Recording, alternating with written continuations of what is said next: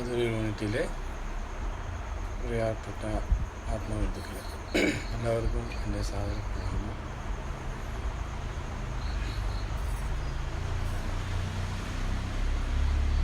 അപ്പം നാലാമത്തെ സത്സംഗമാണ്.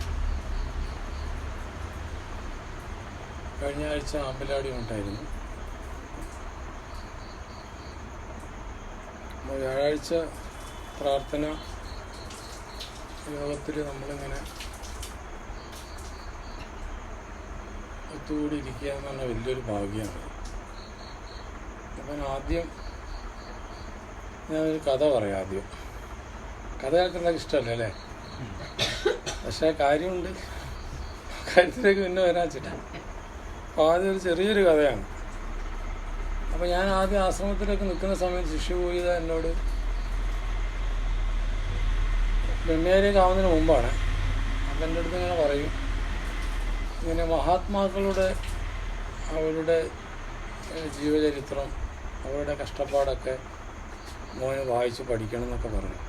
അങ്ങനെ പേരൊക്കെ എടുത്ത് യേശു ക്രിസ്തു, നബി തിരുമേനി, മിലരേഖ, സിഖ് ഗുരുക്കന്മാർ, ഇങ്ങനെയുള്ള കുറേ ആചാര്യന്മാരുടെ പേരൊക്കെ പറഞ്ഞിട്ട് അപ്പം ഞാൻ ഇന്ന് അപ്പം ഞാൻ അതിന് ശേഷം ഇങ്ങനെ കൂടുതൽ അതിനെക്കുറിച്ചൊക്കെ പഠിക്കാറുണ്ട്. അപ്പം അങ്ങനെ കഴിഞ്ഞ ദിവസം ഞാൻ ഇങ്ങനെ ഒരു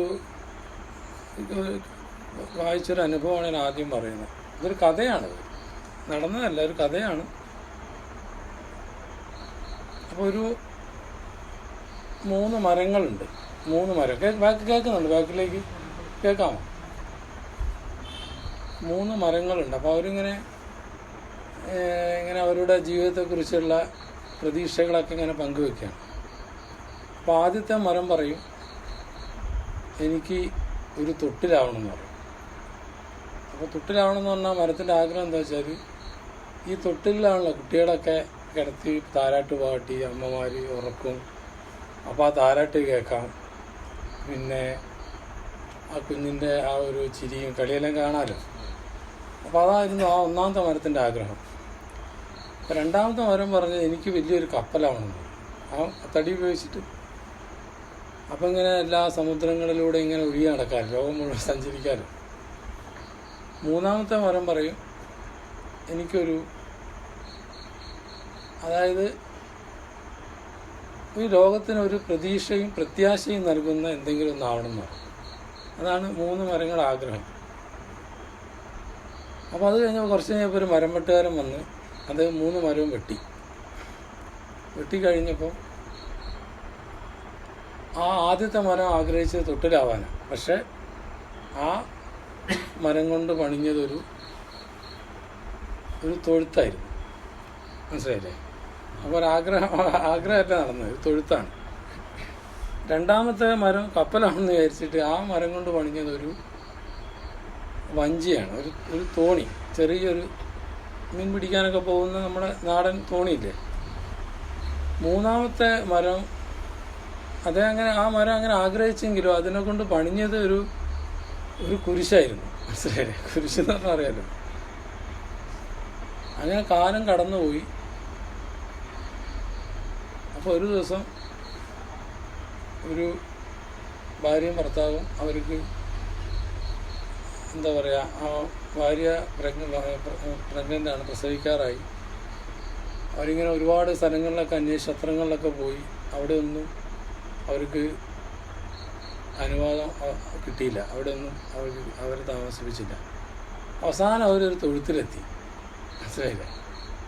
ആ തൊഴുത്തിലാണ് ആ കുട്ടി ജനിക്കുന്നത്. അത് മനസ്സിലായി കാണുമല്ലോ ഏകദേശം. അപ്പോൾ ആ കുട്ടി ജനിച്ച സമയത്ത് സ്വർഗത്തിൽ നിന്ന് മാലാഖമാർ ഇറങ്ങി വന്നെന്ന് പറയുന്നത്, ദൈവത്തിൻ്റെ ദൂതന്മാർ ഇറങ്ങി വന്നിട്ടാണ് താരാട്ട് പാടി. അല്ലേ? ശരിയല്ലേ? പിന്നെ ആ മഹാത്മാവ് ജനിച്ചപ്പോൾ വലിയൊരു നക്ഷത്രം, വാൽനക്ഷത്രം, അത് കണ്ടിട്ട് ആട്ടിടയന്മാരും പിന്നെ സന്യാസിമാർ, ദർശനവശമുള്ള ആളുകളൊക്കെ അങ്ങോട്ട് ഒഴുകിയെത്തിയെന്ന് പറയും. അപ്പോൾ ആ അമ്മയുടെ താരാട്ട് കൂടാതെ ആ ആദ്യത്തെ മരം ആഗ്രഹിച്ചതിനേക്കാൾ വലിയൊരു, ഞാൻ പിന്നെ പറയാം. അപ്പം എന്ത് സംഭവിച്ചു അവിടെ? ആ ദൈവത്തിൻ്റെ മാലാഖമാരാണ് താരാട്ട് പാടി. രണ്ടാമത്തെ മരം എന്ന് പറഞ്ഞാൽ അതൊരു കപ്പൽ അവൻ ആഗ്രഹിച്ചെങ്കിലും അതൊരു തോണിയായി. ആ തോണിയിൽ ഈ കുട്ടി വലുതായി കഴിഞ്ഞപ്പം ആ മഹാത്മാവ് ആ ഗലീലിയ കടപ്പുറത്ത് പോയപ്പോൾ അവിടെ കുറേ ആൾക്കാർ ഇങ്ങനെ ഇരിക്കുന്നു. അവർക്ക് മീൻ പിടിച്ചാൽ കിട്ടുന്നുമില്ല. അവരാ വിഷമിച്ചിരിക്കുമ്പോൾ അവരോട് പറയാണ്, വരൂ ഞാൻ നിങ്ങളെ കൂടെ വരാമെന്നുണ്ട്. അപ്പോൾ ആ മഹാത്മാവ് ആ തുണി കയറി പോയില്ലേ. എന്നിട്ട് കാറ്റും കോളും ഒക്കെ ഉണ്ടായ സമയത്ത് അവരിൽ ഒരുപാട് പേടിയായപ്പോൾ ക്രിസ്തു പറഞ്ഞല്ലോ, നിങ്ങൾ ഭയപ്പെടേണ്ടെന്ന് പറഞ്ഞു, ഞാൻ നിങ്ങളെ കൂടെ ഉണ്ട്. അപ്പം ആ തോണി സഞ്ചരിച്ചില്ലേ, ആ കപ്പലിലാണ് നടക്കും. പിന്നെ ഒരു ഏകദേശം ആ ചെറുപ്പക്കാരൻ ഒരു 33 വയസ്സായപ്പോൾ എന്ത് സംഭവിച്ചു? ആ മഹാത്മാവിന് എന്ത് ചെയ്തു? ഒരു കുരിശ് തറച്ചില്ലേ. ആ കുരിശിൻ്റെ എന്തായി മാറി? ലോകത്തിന് പ്രതീക്ഷയും പ്രത്യാശയും നൽകിയില്ലേ അല്ലേ? അപ്പോൾ ആ കഥ അവിടെ നിൽക്കട്ടെ. ഞാൻ അവസാനം ഇതിൻ്റെ കാര്യം പറയാം. ഇപ്പം നിങ്ങൾ എത്രയും മനസ്സിലായി. ഇതുപോലെയാണ് നമ്മളും, നമ്മുടെ ജീവിതം എങ്ങനെയാണ്. നമുക്കിതുപോലെ ഒരുപാട്, നമുക്ക് പല ആഗ്രഹങ്ങളാണ്. നമ്മൾ ഗുരുവിൻ്റെ അടുത്ത് എത്തിയത് വലിയ, ഞാൻ ഉൾപ്പെടെയാണ് പറയുന്നത്, എന്തൊക്കെ എന്തെങ്കിലും അസുഖം മാറാൻ, അല്ലെങ്കിൽ നമ്മളെ കാര്യം പല വിഷമങ്ങളായിട്ടുള്ള ദർശനവശത്ത് ഗുരുവിൻ്റെ ആദ്യ സങ്കല്പം എന്നൊക്കെ കണ്ടുപോയ ആൾക്കാർ വളരെ കാർലോസ് ഉസ്മാനെ പോലെയുള്ള വളരെ കുറച്ച്, പിന്നെ കുറച്ച് ആളുകൾ ഇല്ലാന്നല്ല ഉണ്ട്. പക്ഷെ ഞാൻ പറയും, ഞാനൊക്കെ ആ സമയത്ത് പോയത് എൻ്റെ ഒരു അസുഖം മാറാനാണ്. അപ്പോൾ അത് വേറെ, നമുക്ക് ഓരോരുത്തർക്കും നമുക്ക് ഓരോ ആഗ്രഹം, അതവിടെ നിൽക്കട്ടെ, അതിലേക്കല്ല പോകുന്നത്. അപ്പം നമ്മളുടെ ആ ഒരു ആശ്രമത്തിലേക്ക് നമ്മൾ പോയി കഴിഞ്ഞപ്പോൾ, ഞാൻ ഇന്ന് വൈകുന്നേരം ഇങ്ങനെ വെറുതെ ഇങ്ങനെ ഇരിക്കുന്ന സമയത്ത് പെട്ടെന്ന് ഞാൻ ഇന്ന് ഇവിടെ വന്നിട്ട് എന്താ പറയേണ്ടത്, പുതിയ എല്ലാ പ്രാവശ്യം വെറുതെ പറയുന്നത് ശരി. ഇപ്പം 3 സ്ഥലം സംസാരിച്ചതും 3 വേറെ കാര്യങ്ങളാണ്. ഇപ്പം ഇത് ഈ സംഭവം ഞാൻ വേറെ എവിടെയും പറഞ്ഞിട്ടില്ല, ഇനി പറയാൻ പോകുന്നത് ഞാൻ പറഞ്ഞിട്ടില്ല. അപ്പം എൻ്റെ മനസ്സിലേക്ക് പെട്ടെന്ന് ഇങ്ങനെ ഓടി വന്നു, നമ്മളിങ്ങനെ വിശ്വാസം ഇത്രയും കാലം ജീവിച്ചിട്ട്, ഇപ്പോൾ നമ്മുടെ സ്വാഗത പ്രസംഗം പറഞ്ഞതുപോലെ വ്യാഴ്ച പ്രാഥമിക കാര്യം, നമുക്ക് നമ്മുടെ ജീവിതത്തിൽ എന്തുകൊണ്ട് ഇപ്പോൾ നമ്മൾ ആഗ്രഹിച്ച ആ ഒരു ലെവലിൽ നമുക്ക് എത്താൻ പറ്റുന്നില്ല അല്ലേ? അപ്പം ഞാൻ ചിന്തിച്ചപ്പോൾ അതിൽ എൻ്റെ മനസ്സിൽ തോന്നിയൊരു കാര്യമാണ് ഞാൻ ഷെയർ ചെയ്തത്. അപ്പം നമ്മൾ പോകുന്ന എവിടെയാണ്? ഗുരുവിൻ്റെ അടുത്തല്ലേ അല്ലേ? നമ്മളാദ്യം കേന്ദ്ര ആശ്രമത്തിൽ പോകുന്നു, പിന്നെ നമ്മൾ വരുന്ന എവിടെയാണ്? നമ്മുടെ ബ്രാഞ്ച് ആശ്രമം അല്ലേ? ഒരു കണക്ഷൻ കിട്ടും. പിന്നെ അത് കഴിഞ്ഞ് നമ്മളെ വീട്, കറക്റ്റല്ലേ? അപ്പോൾ ഗുരു പറഞ്ഞ എന്താ, ഒരു വീട്ടിൽ നിന്നാണ് ഇത് തുടങ്ങേണ്ടത്. അപ്പോൾ നമ്മൾ തിരുവനന്തപുരം കേന്ദ്രാശ്രമത്തിൽ പോകുന്നു, ഗുരുവിനെ കാണുന്നു, പിന്നെ ആ ആശ്രമത്തിൽ നമുക്ക് എപ്പോഴും പോകാൻ പറ്റുമോ? അതിനാണ് ഗുരു എന്ത് ചെയ്ത് നമുക്കിവിടെ ഒരു ആശ്രമം തന്നെ. അപ്പോൾ അവിടെ അതേ സങ്കല്പമാണ്. പിന്നെ അതിനെ നമ്മൾ വീട്ടിലേക്ക് നമ്മൾ കൊണ്ടുവരണം, വേണ്ടേ? ആശ്രമം എന്ന് പറഞ്ഞാൽ ആ ശ്രമമാണ്. ആശ്രമത്തിൽ എന്തൊക്കെയാണോ കാര്യങ്ങൾ അത് വീട്ടിലേക്ക് നടത്താനുള്ളൊരു ശ്രമം നമ്മൾ നടത്തണം. അപ്പോഴേ ആ ശ്രമമാവുള്ളൂ. ഇല്ലെങ്കിൽ നമ്മൾ വീട് എന്ന് പറയില്ല, വീട് ഗൃഹസ്ഥാശ്രമം എന്ന് പറയുന്ന ആ ധർമ്മം നമ്മുടെ ഈ ഗുരുവിൻ്റെ ജീവിതത്തിലൂടെ ഗുരു ചെയ്തു വെച്ച ആ സിസ്റ്റത്തെ നമ്മൾ അത് തിരുവനന്തപുരത്ത് നിന്ന് നമ്മുടെ ബ്രാഞ്ചാശ്രമം എന്ന് പറയുമ്പോൾ അതേ സിസ്റ്റമല്ല അവിടെ ചെല്ലുന്ന എല്ലാം അവിടുത്തെ എല്ലാം. അപ്പോൾ അത് നമ്മൾ വീട്ടിലേക്ക് കൊണ്ടുവന്ന് ആ വീട്ടിൽ നമ്മൾ അച്ഛനും മക്കളും ഒരുമിച്ചിരുന്ന് പ്രാർത്ഥിക്കുക. കണ്ടോ, ഇതാണ് അതിൻ്റെ 3ാമത്തെ ഒരു സ്റ്റെപ്പ്. ഞാൻ സമയം കുറേ കാര്യം പറയണ്ട, അതുകൊണ്ട് എനിക്ക് ഒരുപാട് വിഷയം പറയേണ്ടിരുന്നു. ചിലപ്പോൾ കുറച്ച് ലേറ്റ് ആവും. അപ്പോൾ അതുകൊണ്ട് അതിലെ ഗുരു. അപ്പോൾ അത് കഴിഞ്ഞാൽ പിന്നെ ആ വീട് എന്ന് പറയുമ്പോൾ അവിടെ നമ്മൾ ആരാണ്? 3-4 ആൾക്കാരല്ലേ ഉള്ളൂ അല്ലേ? നമ്മൾ എത്ര കാലമായി വീട്ടിൽ പ്രാർത്ഥിക്കുന്നത്. അപ്പോൾ ഗുരുവിന് മനസ്സിലായി ഇവർ വീട്ടിൽ നിന്ന് പ്രാർത്ഥിച്ചവർ ശരിയാവില്ല. കാരണം നമുക്ക് അങ്ങനെ ഒരു ചിട്ടയില്ല. അച്ഛൻ പ്രാർത്ഥിക്കും, അമ്മ പ്രാർത്ഥിക്കില്ല, അമ്മ പ്രാർത്ഥിക്കും, മോനുണ്ടാവില്ല. മോൻ പറയും നിങ്ങൾ പ്രാർത്ഥിക്കും, ഞാൻ പിന്നെ പ്രാർത്ഥിച്ചു കഴിച്ചാടാ. അപ്പോൾ അച്ഛനും അമ്മയും മക്കളും തമ്മിൽ ഒരു കൂട്ടായ്മ ഇല്ല. വളരെ അപൂർവം വീടുകളിലൊക്കെ ഉണ്ട്, എല്ലാ വീട്ടിലും അല്ല ഞാൻ പറയുന്നത്. പൊതുവേ നമ്മുടെ വീടുകളിൽ ഞാൻ ഉൾപ്പെടെ പറയുന്നത്. അപ്പോൾ നമ്മുടെ ആ ഒരു പാരമ്പര്യത്തിൻ്റെ ഒരു അവസ്ഥ നമുക്കുണ്ട്.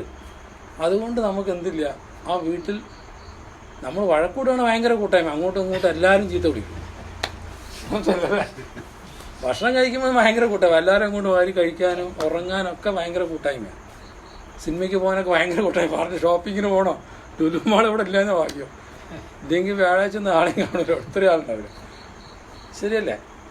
ഭക്ഷണം നമ്മൾ പുറത്ത് പോകുന്ന എത്ര ആൾക്കാരുണ്ട്. അപ്പോൾ ഭയങ്കര കൂട്ടായ്മയായിരിക്കും. പ്രാർത്ഥനയ്ക്ക് മാത്രം എന്തില്ല. അതാണ് നമ്മുടെ പരാജയം. ശരിയല്ലേ ഞാൻ പറഞ്ഞ? അപ്പോൾ ഈ കൂട്ടായ്മ ഇല്ലാത്തതുകൊണ്ട് ഗുരു മനസ്സിലായി ഇവരെ കൂട്ടായ്മ ചെയ്യണമെങ്കിൽ ഗുരു എന്ത്, അതിനാണ് ഗുരു നമുക്കൊരു സംഘടനാ സെറ്റപ്പ് തന്നത്. അപ്പോൾ ആ സംഘടനയുടെ പ്രവർത്തനങ്ങൾ അത് പിന്നെ അത് വേറെയാണ്. അത് കൂടാതെ ഗുരു പറഞ്ഞാൽ എന്നാൽ വ്യാഴാഴ്ച പ്രാർത്ഥന അല്ലേ, കറക്റ്റ് അല്ലേ, മാസപ്രാർത്ഥന. അത് കഴിഞ്ഞിട്ട് നമ്മുടെ പ്രാർത്ഥനാലയത്തിൻ്റെ ആശ്രമത്തിൻ്റെ പ്രാർത്ഥന. അത് ഞാൻ പറയും ഓരോന്നോരോന്നായിട്ട് പ്രാർത്ഥന അല്ലേ, ഇതൊക്കെ പ്രാർത്ഥനയാണ്. പിന്നെ ആണെങ്കിൽ ജന്മഗൃഹ തീർത്ഥയാത്ര, പിന്നെ ആണെങ്കിൽ നമ്മുടെ യാമപ്രാർത്ഥന തിരുവനന്തപുരത്ത് അല്ലേ, അതെല്ലാം നമ്മൾ ഒറ്റയ്ക്കാണ് ചെയ്യുന്നത് അല്ല. അപ്പോൾ ഈ ഓരോ പ്രാർത്ഥനയ്ക്കും ഒരു കൂട്ടായ്മ ഉണ്ട്, അതല്ല ഓരോ സങ്കല്പമുണ്ട്. വെറുതെ അല്ല ഗുരു ഓരോ കാര്യങ്ങളും. ഇപ്പം വ്യാഴാഴ്ച പ്രാർത്ഥന ഇപ്പോൾ പറഞ്ഞില്ലേ, ഇപ്പോൾ വ്യാഴാഴ്ച പ്രാർത്ഥന ഗുരു എന്താ, ഗുരു നേരം നമ്മൾ വ്യാഴാഴ്ച വീട്ടിലിരുന്നാൽ ഒരു പരിപാടി നടക്കില്ല, വീട്ടിലും പ്രാർത്ഥിക്കില്ല. അപ്പം നമുക്ക് ഇതിനൊക്കെ ഈ കാര്യങ്ങളൊക്കെ ഗുരു പറഞ്ഞിട്ടാണ് ഇതൊക്കെ ചെയ്യിക്കുന്നത് നമുക്ക് അല്ലേ. ഇത് നമ്മൾ ഏതെങ്കിലും ഒരു അവിടുത്തെ ആരെങ്കിലും പറഞ്ഞിട്ടാണോ? ആ സമയത്ത് നിന്ന് ഒരു സർക്കിൾ ആരെങ്കിലും സന്യാസിമാരോ അല്ലെങ്കിൽ മറ്റ് ഉത്തരവാദിത്തപ്പെട്ട ആൾക്കാർ പറഞ്ഞിട്ടല്ല, ഗുരുമുഖത്ത് നിന്ന് ഗുരുവിൻ്റെ ആ പ്രകാശത്തു നിന്നും ആ വാക്കുകളാണ് നമ്മൾ അറിയിക്കുന്നത്. അപ്പോൾ നമുക്ക് ഗുരു പറഞ്ഞു നിങ്ങൾ ഇങ്ങനെയൊക്കെ ചെയ്യും.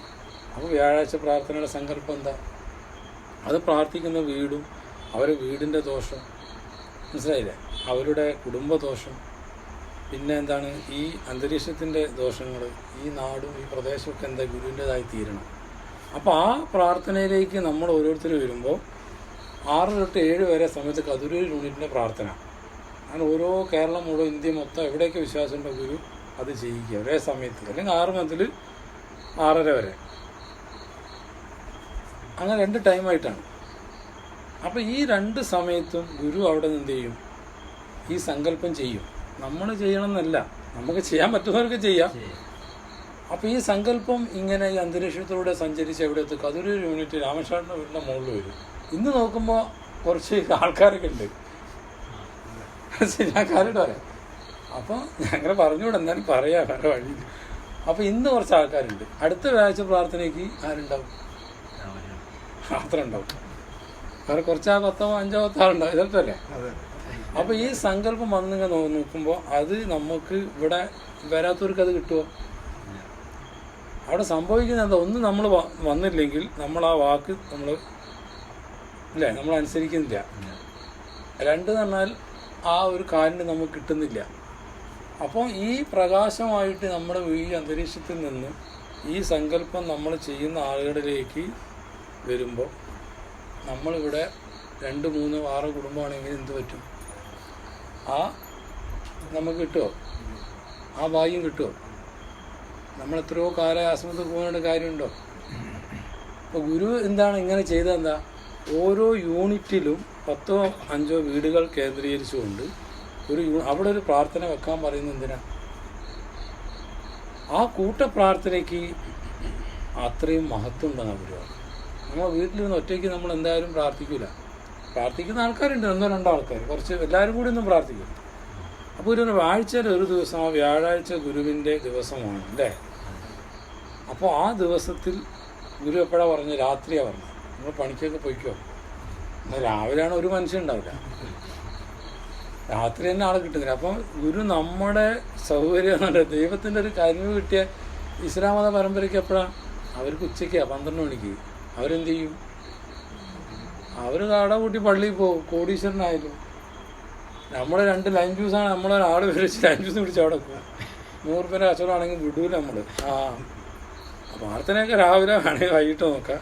കച്ചവടം കൂട്ടിയിട്ടുള്ളൊരു പരിപാടി 100 രൂപ കച്ചവടം പോയാലും വേണ്ടി, മറ്റേ കോടികളാണ് അവൻ ഷട്ടറോട് താത്തിയിട്ട് ജുമാ നമസ്കാരം ചെയ്ത് അവൻ്റെ ആത്മബന്ധുക്കളെ കണ്ട് ഷെയർ ചെയ്ത് അവരുടെ കാര്യങ്ങൾ അല്ലേ സംസാരിച്ച് അവർ ഇതാക്കും. വെറുതെ പോയിട്ട് പള്ളിയിൽ പ്രാർത്ഥിച്ചു തരുന്നതല്ല അല്ലേ. അവരവിടെ മഹൽ കമ്മിറ്റി, അവിടുത്തെ ഉസ്താദ്, അവിടുത്തെ എന്താണ് ആ ഇമാം എന്ന് പറയും, ഇമാം അല്ലെങ്കിൽ അവിടുത്തെ ഉസ്താദ്, വലിയ പള്ളിക്ക് ഇമാം എന്ന് പറയും. അവരൊക്കെ കണ്ട് കാര്യങ്ങളൊക്കെ പറയൂ. നമ്മൾ വ്യാഴാഴ്ച തന്നെ ഓർമ്മ തന്നെ ഉണ്ട്, വ്യാഴാഴ്ച ആണോ എന്ന് ചോദിക്കും. അതേ കോർഡിനേറ്റർ വിളിച്ചാൽ ചെറുപ്പക്കാരിലെ പോകുന്നില്ല. ആ ചെറുപ്പക്കാർ കോർഡിനേറ്റർ വെച്ച് വ്യാഴാഴ്ച പ്രാർത്ഥന ശരി ഒന്ന് നൈറ്റ് പറയാം അല്ലേ. ഗ്രൂപ്പുണ്ട് എന്തെല്ലാം സംവിധാനം ഉണ്ടെന്ന് ഇൻ്റർനാഷണലിൻ്റെ വാട്സപ്പ് മറ്റേ ബുക്ക് ഈ ബുക്ക് എന്നൊക്കെ പറഞ്ഞിട്ട്. അപ്പോൾ എന്തായി ക്രിസ്തുവിൻ്റെ അവർ ഞായറാഴ്ച ദിവസം അവർ രാവിലെ കുർബാന കൂടും. നമ്മൾ കുർബാന കൂടെ ആരെയും വരും ഞായറാഴ്ച ആവട്ടെ. അന്ന് കല്യാണത്തിന് വേണ്ടേ. പിന്നെ അടിയന്തരമുണ്ട്, മറ്റേ ഉണ്ട്, മോൻ്റെ അനിയൻ്റെ പെങ്ങളെ ഭർത്താവിൻ്റെ എത്രയോ താഴെ എവിടേക്ക് അയാളെ മോളെ കല്യാണം അതിന് പോകണം എന്നൊക്കെ പറഞ്ഞ ആൾക്കാരുണ്ട്. ഞാൻ അത്രയൊക്കെ അങ്ങനെ പോവാ എന്താ ചെയ്യുക. അപ്പോൾ അപ്പോൾ വ്യാഴാഴ്ച പ്രാർത്ഥന ആ സങ്കല്പമാണ്. ഞായറാഴ്ചയാണ് എന്ത് വരുന്നത്, അതാണ് ഞാനിത് പറഞ്ഞത്. ഞായറാഴ്ചയാണ് നമ്മുടെ മാസപ്രാർത്ഥന. മാസപ്രാർത്ഥന എന്ന് പറഞ്ഞാൽ അത് നമ്മൾ ആശ്രമത്തിൽ വരാൻ കാരണമായ ഒരു പിതൃവുണ്ട്, മനസ്സിലായില്ല. നമ്മൾ ആശ്രമത്തിൽ വരാൻ കാരണമായ അതിൻ്റെ ഒരു സങ്കല്പം ഇതിലുണ്ട്. ആ പിതൃവാണ് നമ്മൾ അവിടെ എത്തിയത്. അപ്പം ആ പിതൃവിന് നമ്മുടെ കുടുംബത്തിൽ വന്ന് ജനിക്കണം, മനസ്സിലായില്ലേ. അത് സാധാ പിതൃവല്ല, അത്രയും ഉയർന്ന ഒരു ജീവനാണ്. അപ്പം ആ ജീവന് നമ്മളെ വീട്ടിൽ വന്ന് ജനിക്കണമെങ്കിൽ നമ്മളെ വീട്ടിലുള്ള ആൾക്കാർ എന്ത് ചെയ്യണം? ഈ ഞായറാഴ്ച, രണ്ടാമത്തെ ഞായറാഴ്ചയുള്ള മാസപ്രാർത്ഥന ഇല്ലേ, ഞായറാഴ്ച ഏരിയ പ്രാർത്ഥന, ഇവിടെ 2 യൂണിറ്റ് ചേർന്നല്ലേ. ഇത് ഏതായിരുന്നു? കൂത്തുപറമ്പ്, തലശ്ശേരി. അപ്പോൾ ഈ സമയത്ത് നമ്മൾ പ്രാർത്ഥിക്കുമ്പോൾ അത് 8:45 മുതൽ 9:30 വരെ അല്ലേ. അത് ചെറിയൊരു സമയം, മുക്കാൽ മണിക്കൂർ. ഈ സമയത്ത് ഈ പിതൃ അവിടെ ഇങ്ങനെ നിൽക്കും.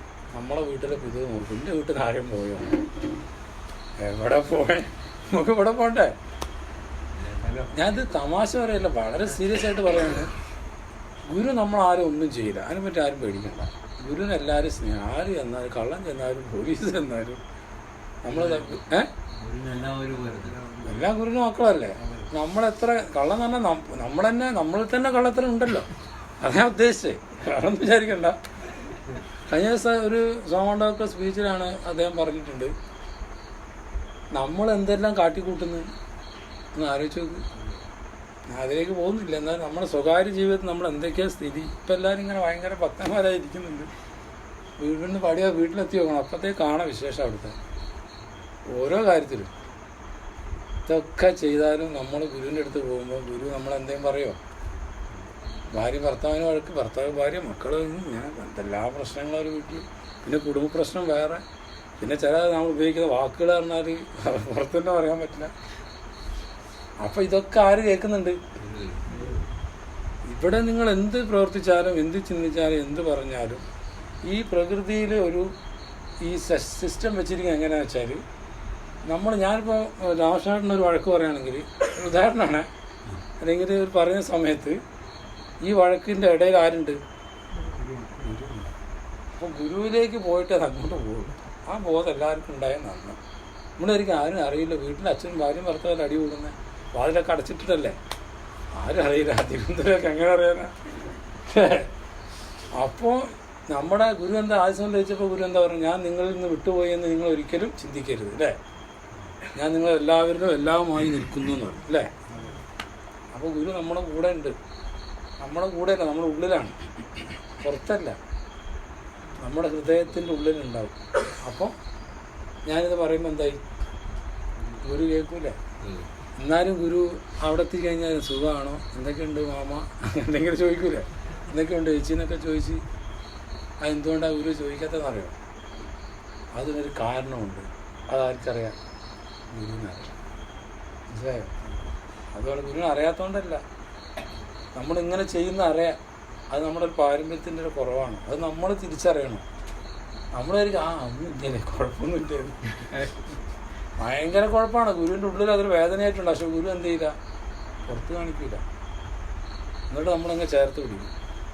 അപ്പം ഞാൻ പറഞ്ഞു വന്ന വിഷയം വെച്ചാൽ, ഈ മാസപ്രാർത്ഥന നടക്കുമ്പോൾ നമ്മുടെ വീട്ടിലെ പിതൃ ഇങ്ങനെ ഇത് അടുത്ത മാസത്തെ വീടേതാ വെച്ചാൽ ആ വീട്ടിൻ്റെ ഇവിടെ വന്ന് നിൽക്കും. പുള്ളി ആദ്യം വന്ന് പ്രാർത്ഥിക്കാൻ റെഡിയാവും. പക്ഷെ പുള്ളിയുടെ പ്രാർത്ഥനയ്ക്ക് കിട്ടണമെങ്കിൽ ആ വ്യക്തി അവിടെ വന്ന് പ്രാർത്ഥിച്ചാൽ ആർക്ക് കിട്ടുള്ളൂ? അവർക്ക് കിട്ടുള്ളൂ. അവരവിടെ നിന്ന് വിഷമിച്ച് എൻ്റെ ചങ്ങായി വന്നില്ല, ദൈവം എന്തൊരു മനുഷ്യൻ, ഞാനന്ന് പ്രാർത്ഥിച്ചവനെ അസുഖത്തെ കൊണ്ടുപോയി നിന്നെ രക്ഷപ്പെടുത്താൻ വേണ്ടിയാണ് നമ്മളെ കൊണ്ടുപോയത്. അപ്പം എന്ത് സംഭവിക്കും? ഈ പിതൃ ശപിക്കും, പിതൃശാപം ഉണ്ടാവും. ഇത് വെറുതെ പറയുന്നില്ല കേട്ടോ, ഇത് വളരെ സീരിയസ് ആയിട്ടാണ് ഞാൻ പറയുന്നത്. അപ്പം നിങ്ങൾ വളരെ ശ്രദ്ധിച്ച് നീങ്ങണത്. നമ്മളൊരിക്കലും ഗുരു ഒന്നും ചെയ്യില്ല. ആരാ ചെയ്യുന്നത്? നമ്മളെ പിതൃക്കളാണ്. അവരെന്ന് പറഞ്ഞാൽ ഇത്രയും ഇങ്ങനെ ജനിക്കാൻ വേണ്ടി കാത്തിക്കുകയാണ്. ആ വീട്ടിൽ അച്ഛനും അമ്മയ്ക്കും അല്ല, അവരെ മക്കൾ. അതാ ഗുരു പറഞ്ഞു, നിങ്ങളുടെ മക്കളാണ് എനിക്ക് വേണ്ടതെന്ന് ഗുരു പറഞ്ഞത്. എന്തുകൊണ്ടാണ്? നമ്മളിപ്പോൾ ഇത്രയും പ്രായം അച്ഛനും അമ്മയും അവരെ മക്കളിലൂടെ ഈ ജന്മം കിട്ടിക്കഴിഞ്ഞാൽ അതാരാണ്? ഇത്രയും വലിയൊരു ജീവനാണ്. അപ്പം അതിന് ജനിക്കാനുള്ളൊരു യോഗ്യതപ്പെട്ട അച്ഛനും അമ്മയും വേണ്ടേ? അല്ലാതെ വന്ന് ജനിക്കാൻ പറ്റില്ല. അപ്പം അതിന് നമ്മളെ എന്താ പറയുക, അതിനുള്ളൊരു യോഗ്യതപ്പെടുത്താൻ അതിനൊരു യോഗ്യത വേണ്ടേ? എല്ലാത്തിനും യോഗ്യത വേണ്ടേ? വെറുതെ പോയി ചെയ്യാൻ പറ്റുമോ? നമുക്ക് എന്ത് കാര്യത്തിനും ഭൗതികമായ ഏത് കാര്യങ്ങളും ഒരു യോഗ്യത എല്ലാം ചെയ്യാൻ പറ്റില്ല. പഠിപ്പിക്കണമെങ്കിൽ അതിൻ്റെ യോഗ്യത വേണ്ട, ഏത് കാര്യത്തിനും വേണം. അതുപോലെ നല്ലൊരു കുഞ്ഞ് നമ്മളൊരിക്കും അതൊക്കെ വന്നു നമ്മുടെ പിതൃക്കളൊക്കെ ശുദ്ധമായി ഉണ്ടാവും. അങ്ങനെ ആരും വിചാരിക്കണ്ട. സത്യം തുറന്ന് പറയാൻ അവിടെ കിടന്ന് വിഷമിക്കുന്നു. അപ്പോൾ ആ പിതൃന്ന് നോക്കുമ്പോൾ ഇത് വ്യാഴാഴ്ച പ്രാർത്ഥനയ്ക്ക് ബാധകമാണ് കേട്ടോ. വ്യാഴാഴ്ച എല്ലാ കാര്യത്തിലും എല്ലാ പ്രാർത്ഥനയിലും ഇവർക്ക് വിഷമം ഉണ്ടാവും. പിന്നെ പ്രാർത്ഥനായത്തിൻ്റെ പ്രാർത്ഥന ഓരോന്നും സ്പീഡ് പറഞ്ഞു. ആ സമയത്ത് 8 മണിയാകുമ്പോൾ അവർ റെഡി അവിടെ നിൽക്കും. 15 മിനിറ്റ് പ്രാർത്ഥന. ആ 3 ആള് 9-ഉം 10-ആണ്. 9-ാം തീയതി ആളില്ല, 10-ാം തീയതി ഉണ്ട്. ചിലപ്പോൾ 10-ാം തീയതി ആളില്ല, 9-ാം തീയതി ഉണ്ട്. ഇങ്ങനെയാണ് നമ്മുടെ സ്ഥിതി. നമ്മൾ വളരെ ശ്രദ്ധിക്കണം അത്. കാരണം ഈ പ്രാർത്ഥനാലയം എന്ന് പറയുന്നത് ഇത് അവിടത്തെ എത്രയോ കോടി എന്താണ് നമ്മുടെ ജീവാത്മാക്കളുണ്ട് ഈ അന്തരീക്ഷത്തിൽ. മനസ്സിലായില്ലേ? ഈ സങ്കല്പങ്ങളും അതുപോലെ ദേവസങ്കല്പങ്ങളും ഇതിനെയൊക്കെ ശുദ്ധീകരിക്കുന്ന ഒരു ഗുരുപൂജയാണ് ഈ ഒരു ആശ്രമം എന്ന് പറഞ്ഞാൽ. ഒരു ആശ്രമം സ്ഥാപിക്കുക എന്നാൽ വെറുതെ ഇങ്ങനെ കെട്ടിയുണ്ടാക്കുന്നതല്ല. അപ്പോൾ ഒരു പള്ളിയൊക്കെ അങ്ങനെയല്ല. ആ പ്രതിഷ്ഠാ ഗുരുവിന് അത് ചെയ്യാനുള്ള ഒരു ഇത് ചെയ്തു കൊടുക്കേണ്ട ആരാ? നമ്മളല്ലേ? അല്ലേ? ഇപ്പം ഈ പാലാഴി കടഞ്ഞ സമയത്ത് എന്ത് കിട്ടി പറയൂ? അമൃത് കിട്ടി. വേറെ സാധനം കൂടെ കിട്ടിയില്ല. അതെന്താ അറിയില്ല. ഒരു വിഷം കാളകൂടെ വിഷം കേട്ടില്ലേ? അമ്മമാർ കിടന്ന് വലിച്ച് ഇല്ല, എത്ര കഷ്ടപ്പെട്ടിട്ടാണ് ചെയ്യുന്നത്. അപ്പോൾ ഈ ഒരു നന്മ വരും. നമ്മൾ അമൃത് വിചാരിക്കണ്ട, അമൃതൊന്നും കിട്ടില്ല നമുക്ക്. അപ്പം തന്നെ ഈ അമൃത ഒരു നന്മ വരും. ശരിയല്ലേ? ഈ പ്രാർത്ഥനാലയത്തിൻ്റെ ആ സമർപ്പണം ഗുരുസ്ഥാനീയ ആ ഗുരുപ്രകാശത്തെ, അല്ലെങ്കിൽ ഞാൻ നേരത്തെ പറഞ്ഞ ആ ചൈതന്യമാക്കുമ്പോൾ അതിൽ നിന്നും ഒരു പ്രകാശധാര വരും. അപ്പോൾ അത് വരുന്ന സമയത്ത് അതിൻ്റെ കൂടെ ഇതിന് മുന്നേ നമ്മൾ ഈ അന്തരീക്ഷത്തിൽ കിടക്കുന്ന മാലിന്യങ്ങളില്ലേ, ഇതൊരു വിഷമായിട്ടുണ്ട്. ഇത് വെറുതെ അല്ല, ഏതൊരു നല്ല കാര്യം ചെയ്യാനും നേരെ ഓപ്പോസിറ്റ് ഉണ്ടാവില്ലേ? അതൊരു പ്രകൃതി നിയമമാണ് അല്ലേ? എല്ലാ ആക്ഷനും ഒരു പ്രതിപ്രവർത്തനം ഉണ്ടാവും അല്ലേ? അപ്പോൾ ഈ സാധനം വരുമ്പോൾ ഈ കാളകൂട വിഷം ആരാ കഴിച്ചേ?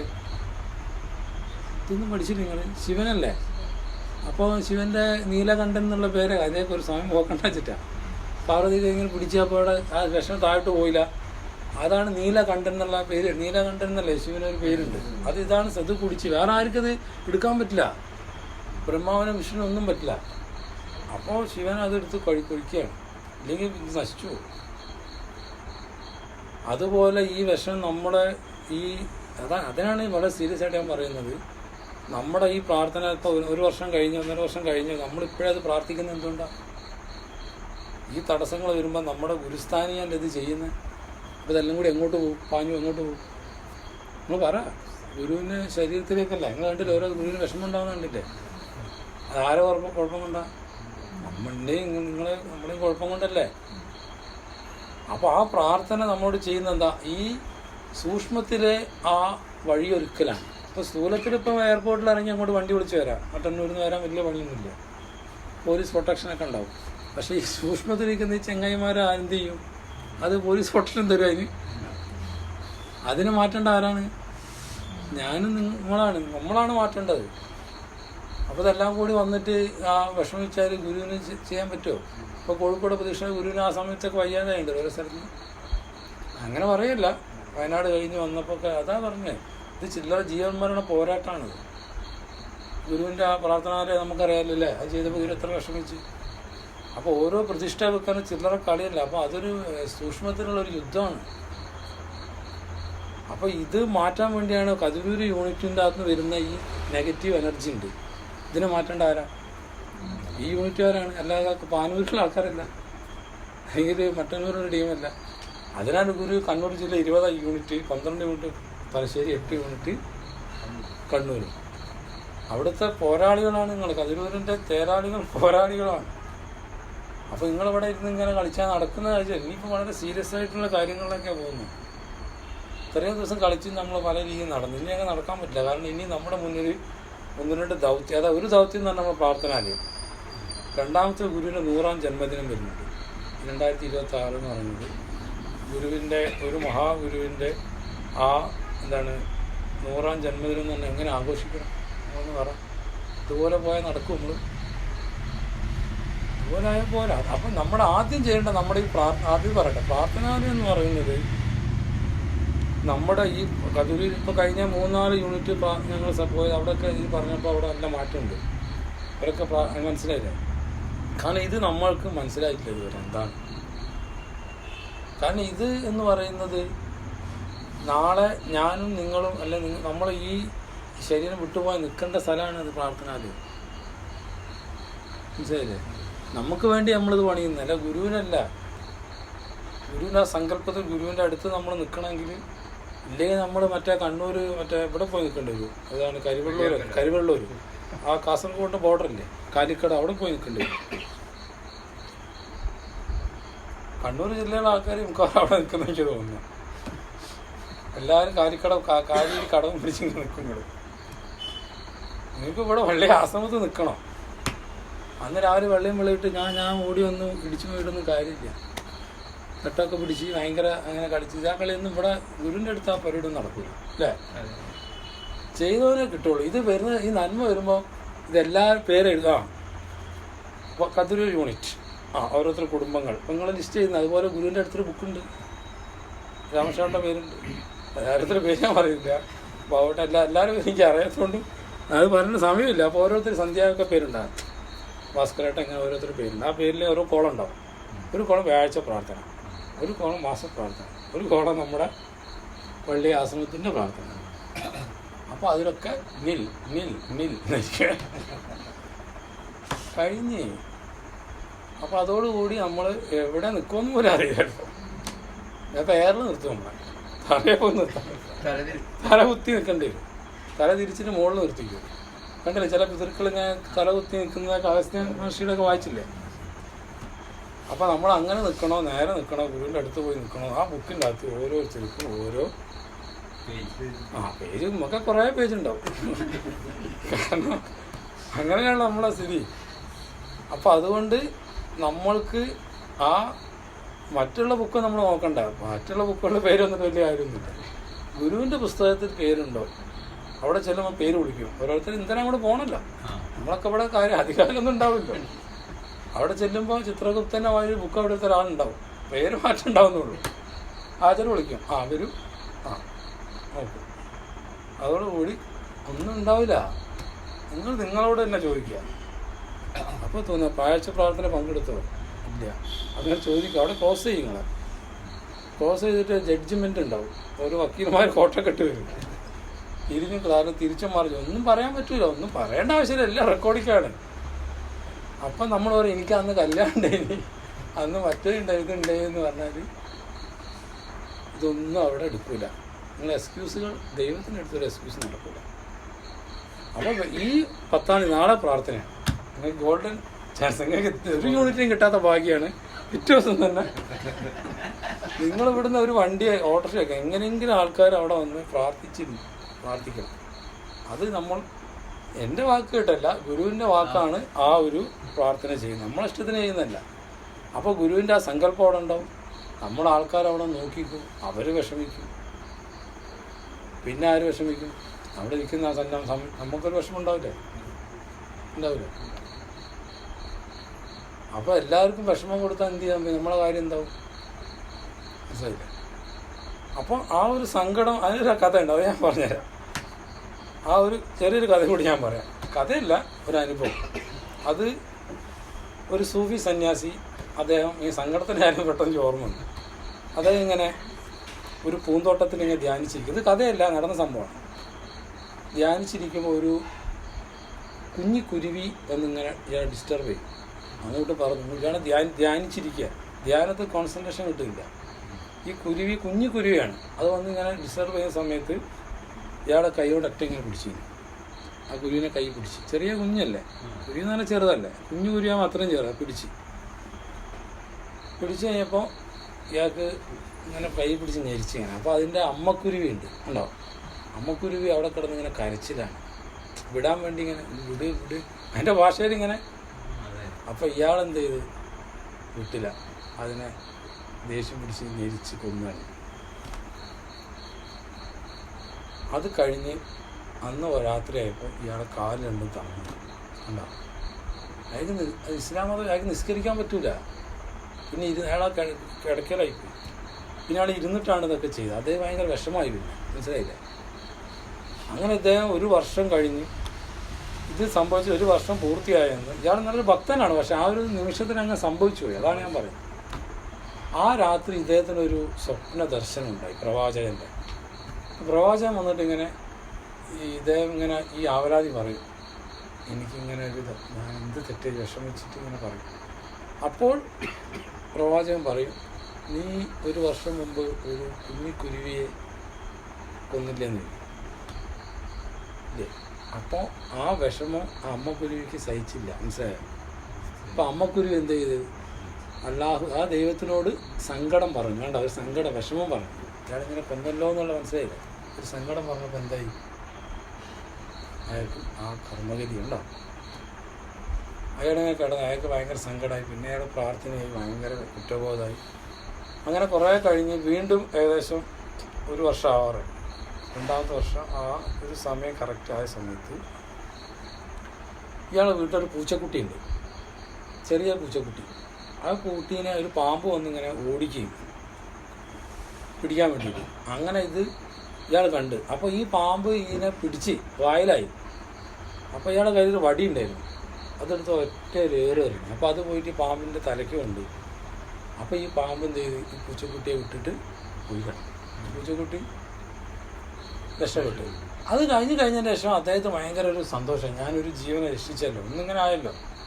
മനസ്സിൽ പോസിറ്റീവ് ചിന്തകൾ. ഈ അസുഖം വന്ന ഇച്ചിരി കാരണമൊന്നും ഉണ്ടായിട്ടല്ല, നമുക്കറിയാലോ.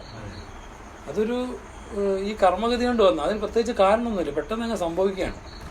അതിന് മെഡിസിനൊന്നും ചെയ്യാൻ പറ്റില്ല. അപ്പോൾ അതുപോലെ ഇദ്ദേഹത്തിന് പെട്ടെന്ന് ഒരു പോസിറ്റീവ് എനർജി എന്ത് ചെയ്യുമ്പോൾ അങ്ങനെ ഇയാളെ മനസ്സിൽ ചിന്ത. അങ്ങനെ കുറേ കഴിഞ്ഞപ്പോൾ ഇയാളെ അസുഖം മാറി. ഇയാൾ നിന്ന് നിസ്കരിക്കാൻ തുടങ്ങി. ആ നിസ്കാരം അന്ന് രാത്രി, പിന്നെ ഈ വർഷം പൂർത്തിയായിരുന്നു. ഇതിനെ രക്ഷിച്ച് കുറേ കഴിഞ്ഞപ്പോൾ ഇയാളതിന് അസുഖം മാറിയപ്പോൾ ഇയാൾക്ക് വീണ്ടും ഒരു ദർശനം ഉണ്ടായി പ്രവാചകൻ്റെ. അപ്പോൾ പ്രവാചകൻ പറഞ്ഞെന്താ അറിയാം, ഇതെന്തുകൊണ്ടാണ് സംഭവിച്ചതെന്ന് അറിയോ. അത് കുറേ നന്ദി വരും എല്ലാവരും ഇങ്ങനെ രക്ഷിച്ച് നന്ദി പ്രവാഹമാകുമ്പോൾ പുള്ളി പറയും, അത് സംഭവിച്ചത് അന്ന് നീ ആ പൂച്ചക്കുട്ടിയെ രക്ഷപ്പെടുത്തിയില്ല. അപ്പോൾ ആ പൂച്ചക്കുട്ടി അല്ലാഹുവിനോട് എന്ത് പറഞ്ഞു, നന്ദി പറഞ്ഞു. വേണ്ട നിൻ്റെ പേര് ഉണ്ടോ. അപ്പം കർമ്മയോടെ തിരിച്ചു വന്നുണ്ട്. അപ്പോൾ ഇതിൻ്റെ അകത്ത് നമ്മൾ മനസ്സിലാക്കേണ്ടത് എന്താ, നമ്മൾ നമ്മുടെ ഇതിൽ ജീവിക്കും. പരസ്പരം നമ്മുടെ എന്തെങ്കിലും വിഷമം ഉണ്ടായിക്കഴിഞ്ഞാൽ നമ്മൾ ആരോടെ പറയാം, ഗുരുവിനോട് പറയില്ലേ, ഇങ്ങനെ ആ ഒരു തരം അതവിടെ നിൽക്കട്ടെ, അത് വേറെ ഒരു നമ്മളങ്ങനെ. പിന്നെ ഈ എന്താണ് ഇങ്ങനെ നമ്മുടെ ഭാഗത്തു നിന്ന് നിങ്ങൾ ഈ പ്രവൃത്തി ഒന്നും ചെയ്തില്ലെങ്കിൽ ആർക്ക് വിഷമം ഉണ്ടാവും, നമ്മുടെ പിതൃക്കൾക്ക് വിഷമം ഉണ്ടാവും. ഗുരുവിന് വിഷമം ചിലപ്പോൾ നമ്മളെ അറിയിക്കില്ല. പക്ഷെ അവിടെ ഇപ്പോൾ നിങ്ങളിപ്പം ഇപ്പോൾ ഞാൻ ഇരിക്കുന്നു, അപ്പോൾ നമ്മളെ ഒരു സന്യാസി ഗുരു അയക്കുന്നതാണല്ലേ, നമ്മൾ വിഷമം അങ്ങനെയല്ല കേട്ടോ, ഞാനിത് പറയാണ്. അപ്പോൾ ഇവരാരും വന്നില്ലല്ലോ അല്ലേ. അപ്പോൾ എന്താ നമുക്കൊരു വിഷമം ഉണ്ടാവും. നമ്മൾ സങ്കടം പറയുന്നല്ല, അങ്ങനെ ഒരു ഇടവരുത്തരുത്. പിന്നെ അടുക്കളയിൽ നോക്കുക, അടുക്കള എന്താ സ്ഥിതി, പ്രമോദാട്ടെ പ്രായമുള്ളൊരു മഞ്ഞ, അതായത് വയ്യ, ഇന്ന് നിൽക്കാനും വയ്യ, എങ്ങനെയൊക്കെയോ. അപ്പോൾ അങ്ങനെ അറിയാലല്ല, ഞാൻ പറയാണ്, എല്ലാവർക്കും അറിയുന്നതാണ്. അദ്ദേഹത്തിന് ചില ദിവസം പറയും, സ്വാമി ഇന്ന് ആരും വന്നില്ല, ഇന്ന് കതിരൂർ യൂണിറ്റിൻ്റെ കർമ്മ കഴിഞ്ഞു, ആരും വന്നില്ല. എന്നാ ഡേറ്റ് എന്നാ കതിരൂരിൻ്റെ? അല്ല ഏത് ദിവസമാണ്? അതല്ല, ഒരു ഡെയിലി മാതൃമണ്ഡലത്തിൻ്റെ കർമ്മം ഉണ്ടല്ലോ. അന്ന് അതൊരു നേരം വന്നോ? അല്ല അതല്ല, നിങ്ങളല്ല മാതൃമണ്ഡലത്തില്ല, അടുക്കളയിൽ കയറി സഹായിച്ചു കൊടുക്കാൻ. നിങ്ങൾ മറ്റേ പുറത്ത് ഇറക്കല്ലേ. അപ്പോൾ അമ്മമാർ, എത്ര അമ്മമാരുണ്ട് ഇവിടെ, എത്ര ആൾക്കാരുണ്ട്, അമ്മമാരെ കൂടുതലുണ്ട്. അപ്പോൾ പ്രമോദോട്ടം പറയും, സ്വാമി ഇന്ന് കതിരിൽ നിന്ന് അമ്മമാരാകുന്നു. പുള്ളിക്കൊരു സങ്കടമായോ? അല്ലേ? ഞാനിത് വെറുതെ, ഇതൊക്കെയാണ് നമ്മൾ ചിന്തിക്കേണ്ടത്. പുള്ളിക്ക് വേണ്ടിയാണ് പോകുന്നത്. ആരില്ലെങ്കിൽ ആശ്രമത്തിൻ്റെ കാര്യം ഞാനില്ലെങ്കിലും പ്രമോട്ടില്ലെങ്കിൽ നടക്കും. അത് ദൈവം നമുക്ക് കാണിച്ചു തന്നാൽ ഏത് സ്ഥലത്തായാലും ഗുരുവിന് ഒരു അത് ആരെങ്കിലും വെച്ചത് നടക്കും. പക്ഷെ നമ്മൾ പോയാലും എന്ത് കിട്ടുള്ളൂ നമുക്ക്. അപ്പോൾ ആ മനുഷ്യൻ്റെ ഉള്ളിൽ അയ്യോ ആരും വന്നില്ലോ, അങ്ങനെ ചിലപ്പോൾ ആരും ഉണ്ടാവില്ല അടുക്കളയിൽ, അല്ലേ? ഇഷ്ടപ്പെടുന്നതാണ്. അതാ ഞാൻ പറഞ്ഞത്. അപ്പം അദ്ദേഹത്തിൻ്റെ ആ മനസ്സ് വേദനിച്ച് കഴിഞ്ഞാൽ അതെങ്ങോട്ട് പോകും? ഗുരുവിൽ പോകും. അപ്പോൾ ഗുരു നോക്കും അദ്ദേഹം എന്തിനാ വേദനിച്ച്, കതിരിൽ നാട് വന്നില്ല, അപ്പം അമ്മാനും വന്നില്ല. എന്തായി? ഇത് രണ്ടുപേർക്കും ഒരാഴ്ച മാറി മാറി വന്നാൽ പോരെ? അപ്പോൾ അത് നിങ്ങൾ നോട്ട്. ഇനി അടുത്ത വ്യാഴാഴ്ച മുതൽ കതിരൂർ വന്നിട്ട് ഏറ്റവും കൂടുതൽ 2 അമ്മമാർ. അതിൽ കുറേ 3 കുഴപ്പമില്ല, ഒന്നാവരുത്. ഒന്നായി കഴിഞ്ഞാൽ പിന്നെ ഉണ്ടാവില്ല. അതാ പറയുന്നത്. ഒരു ഒറ്റ ചുരുങ്ങിയ 2 അവരടുത്താഴ്ച കൊണ്ട് അടുത്താഴ്ച വേറെ ആൾ പോട്ടെ. ഇത് ഞാൻ പറയുന്നതൊക്കെ പറഞ്ഞാൽ ഇത് ഗുരുവായിട്ട് പറയുന്നതാണ്. അത് നിങ്ങൾ പാലിച്ചേ പറ്റും. ഇനിയിപ്പോൾ നിങ്ങളെ ഈ ആശയം പറഞ്ഞ് പോകുന്ന പരിപാടിയൊക്കെ നിർത്തി. അതാണ് ഇത്രയും സീരിയസ് ആയിട്ട് ഞാൻ പറയുന്നത്. അല്ല പറഞ്ഞ പോലെ എത്ര കാലമായി ഇത് പറയുന്നു. ഇപ്പോൾ ആ ചെയ്ത യൂണിറ്റിൽ നിന്നൊക്കെ എല്ലാ ആൾക്കാരും വരുന്നില്ല, അവർക്ക് മനസ്സിലായി. കാരണം ഇത് നമ്മൾ കളിക്കുന്ന കളിയില്ല. ഇതൊരു ഗുരു ഇത് ചെയ്ത് വെച്ച് എന്തിനു വേണ്ടിയാണ്? അല്ലേ? ആഴ്ച ഒരു ദിവസം 2 അമ്മമാരും ആകാം. അമ്മമാർ രാവിലെ പണിയൊക്കെ കഴിഞ്ഞ് രാവിലെ 8 മണിക്കൊന്ന് ഒരു 9 മണിക്കെങ്കിൽ എത്തണം, 9-9:30 എത്തണം, അല്ലേ? 12 മണിക്ക് എത്തിയിട്ട് കാര്യമില്ല. അപ്പോൾ നമ്മളവിടെ ആ ദിവസം ആർക്ക് വേണ്ടി മാറ്റി വെച്ചാൽ കതിരൂര് അമ്മമാർ. ഇപ്പോൾ ബ്രാഹ്മണ എല്ലാ ആഴ്ചയും ചെയ്യുന്നുണ്ടല്ലോ. അപ്പോൾ അതുപോലെ മാസം ഈ 9-10 പ്രാർത്ഥന അതാർക്കാണ്? അത് നിങ്ങൾ പോയില്ലെങ്കിൽ ആ പ്രാർത്ഥന നടക്കൂല. അതാണ് നമ്മൾ ചിന്തിക്കുന്നത്. കതിരൂരൊന്നും പോയിട്ടില്ല വിചാരിക്കും. ഇന്നത്തെ പിന്നെ ഈ ഗുരുവിൻ്റെ കാര്യമായതുകൊണ്ട് പ്രശ്നം. അല്ല നിങ്ങൾ ആരും കുറ്റം പറയും, ഞാൻ എല്ലാവരുമായിട്ട് പറയുന്നത്. ഒരാളെ ഞാൻ കുറ്റം പറയില്ല. ഇത് എല്ലാവരോടാണ് ഞാൻ പറയുന്നത്. ഒരാളെ കുറവൊന്നുമല്ല, ഇത് നമുക്ക് വേണ്ടിയാണ്. അപ്പോൾ ആ 10-ാം തീയതി ദിവസം ഗുരു അവിടെ ഇരുന്ന് ഇങ്ങനെ നോക്കും. ഇത് വെറുതെ പറയുന്നതല്ല, എന്നോട് നേരിട്ട് പറഞ്ഞാണ്. മനസ്സിലായില്ല? ഞാൻ കൊല്ലത്തിരിക്കും എന്നോട് പറഞ്ഞു, എത്ര പേര് എന്നെ കാണാൻ ശിശുപൂജ പോയപ്പോൾ പറഞ്ഞു ഗുരുവിനെ കാണാൻ വരുന്നു. ഗുരു അവിടെ നോക്കിയിരിക്കുക. അവിടെ ആരുമില്ല. ആലോചിച്ചു. നമുക്കവിടെ ഇങ്ങനെ കാണുമ്പോൾ ഒരു ഇതേ ഉള്ളൂ. പക്ഷെ ഗുരു അവിടെ ഇരുന്ന് നോക്കും ആരൊക്കെ വന്നു പ്രാർത്ഥനയ്ക്കുന്നു, ആരൊക്കെ പൗർണമിക്ക് വന്നു, ദീപം എടുത്ത്. അതിലേക്ക് അല്ലാണ്ട് ഞാൻ പോകുന്നില്ല. അപ്പോൾ അങ്ങനെ ഓരോ കാര്യത്തിൽ കർമ്മം ചെയ്ത് നിങ്ങളൊന്ന് നമസ്കരിച്ച് ചെയ്ത് പോകുമ്പോൾ തിരിച്ച് നമസ്കരിച്ച് പോകുമ്പോൾ ഗുരുവിൻ്റെ ഹൃദയത്തിലൊരു സന്തോഷം ഉണ്ടാവും. പിന്നെ അവിടെ നിൽക്കുന്ന ആളുകൾക്കും ഉണ്ടാവും, അല്ലേ? നമുക്ക് എല്ലാവർക്കും ഉണ്ടാവും. ആശ്രമത്തിൽ നിൽക്കുന്ന അന്തേവാസികളെ നമ്മളാ നിൽക്കുന്നതല്ലേ. അപ്പോൾ ആരുമില്ലെങ്കിൽ എന്താ സ്ഥിതി? അവിടെ ഉറങ്ങിപ്പോവും. അപ്പോൾ ഗുരു ഇങ്ങനെ നമ്മളെ നോക്കുന്നുണ്ട്. അപ്പോൾ നമ്മൾ ആ ഒരു കർമ്മത്തിൽ നമ്മൾ വളരെ രീതി ചെയ്യണം. പിന്നെ ഗുരു ഇപ്പോൾ അവസാനമായിട്ട് പറഞ്ഞാണ് കർമ്മം ചെയ്യാൻ. മനസ്സിലായില്ല? ഒരു അറിയിപ്പ് കിട്ടി. അതാണ് ഞാൻ പറഞ്ഞു വന്നത്. നേരത്തെ കേന്ദ്രാശ്രമം, പിന്നെ ഉപാശ്രമം, വീട്, പിന്നെ ഈ പ്രാർത്ഥനകൾ, പിന്നെ സംഘടന, അതിലേക്ക് അധികം പോകുന്നില്ല, നമുക്കറിയാമല്ലോ. അപ്പോൾ ഈ സംഘടനാ പ്രവർത്തനം അത് പറയും ഞാൻ. ഇപ്പോൾ ഞാൻ ഈ കർമ്മത്തിൻ്റെ കാര്യം പറയട്ടെ. കർമ്മം എന്ന് പറഞ്ഞത് ഗുരുവിനറിയാം. നമുക്കെന്തില്ല, ഒരു പ്രാർത്ഥന പരിചയമില്ല. നമ്മളിങ്ങനെ 5 മിനിറ്റ് സങ്കല്പിക്കാതിരുന്നുള്ള സ്ഥിതി എന്താ? അപ്പോഴേക്കും ഇങ്ങനെ നോക്കും, സ്വാമി നമസ്കരിച്ചു. അപ്പോഴേ ഇങ്ങനെ ചില ആൾക്കാരൊക്കെ തൂങ്ങി കളിക്കും ഇങ്ങനെ. അതുവരെ പയറ് പോലെ ഒന്ന് ആളായിരിക്കും. 5 മിനിറ്റ് ഇരിക്കുമ്പോഴേക്കും അവൻ്റെ കണ്ണും കാലും ഒക്കെ കുഴഞ്ഞ് കാലും വയ്യ, അസ്വസ്ഥരായി. പിന്നെ ഇരിക്കുമ്പോഴൊക്കെ ഇനിയിപ്പോൾ വീട്ടിൽ പോകണമല്ലോ, ഇങ്ങനെ പണിക്ക് പോകണം, അത് ഇത് നാളെ ഇതാക്കണം. അതൊന്നും വേണ്ട. നമ്മുടെ ചിന്തയിൽ ശരിക്കും ഞാൻ എൻ്റെ ഒരു അനുഭവം ഞാൻ പറയണം. നമ്മൾ ഗുരുവിൻ്റെ അടുത്തേക്ക് പോകുമ്പോൾ നമ്മളൊരു ബ്ലാങ്ക് ആവണം. അതായത് നമ്മൾ ഒന്നും ഞാനെന്ന ഭാവം പോലും, ഞാനെന്ന ബോധം ഉണ്ടാവരുത്. നമ്മൾ ചിന്തിച്ചിട്ടുണ്ടോ? ഞാനൊക്കെ അങ്ങനെ എനിക്ക് തോന്നി. ഞാൻ ഗുരുവിൻ്റെ അടുത്ത് പോകുമ്പോൾ, നമ്മൾ ആശ്രമത്തിൽ ചെല്ലുമ്പോൾ ഏത് കാര്യം എടുക്കാനും നമ്മൾ ഗുരുവിൻ്റെ അടുത്ത് പോകുമ്പോൾ നമ്മളങ്ങോട്ട് കയറി ചെന്ന് ആ പടിവാതിൽ വരെ നമ്മളെന്ന വ്യക്തിയുണ്ട്, ഒരു ഐഡൻറ്റിറ്റി നമുക്കുണ്ട്, അല്ലേ? പക്ഷെ അങ്ങോട്ട് ഗുരുവിൻ്റെ അടുത്ത നമ്മൾ ആ ഒരു ദർശന മന്ദിരത്തിലേക്ക് കയറുന്നത് നമ്മുടെ ഇവിടുത്തെ എവിടെയായാലും നമ്മളെന്ത് ചെയ്യണം?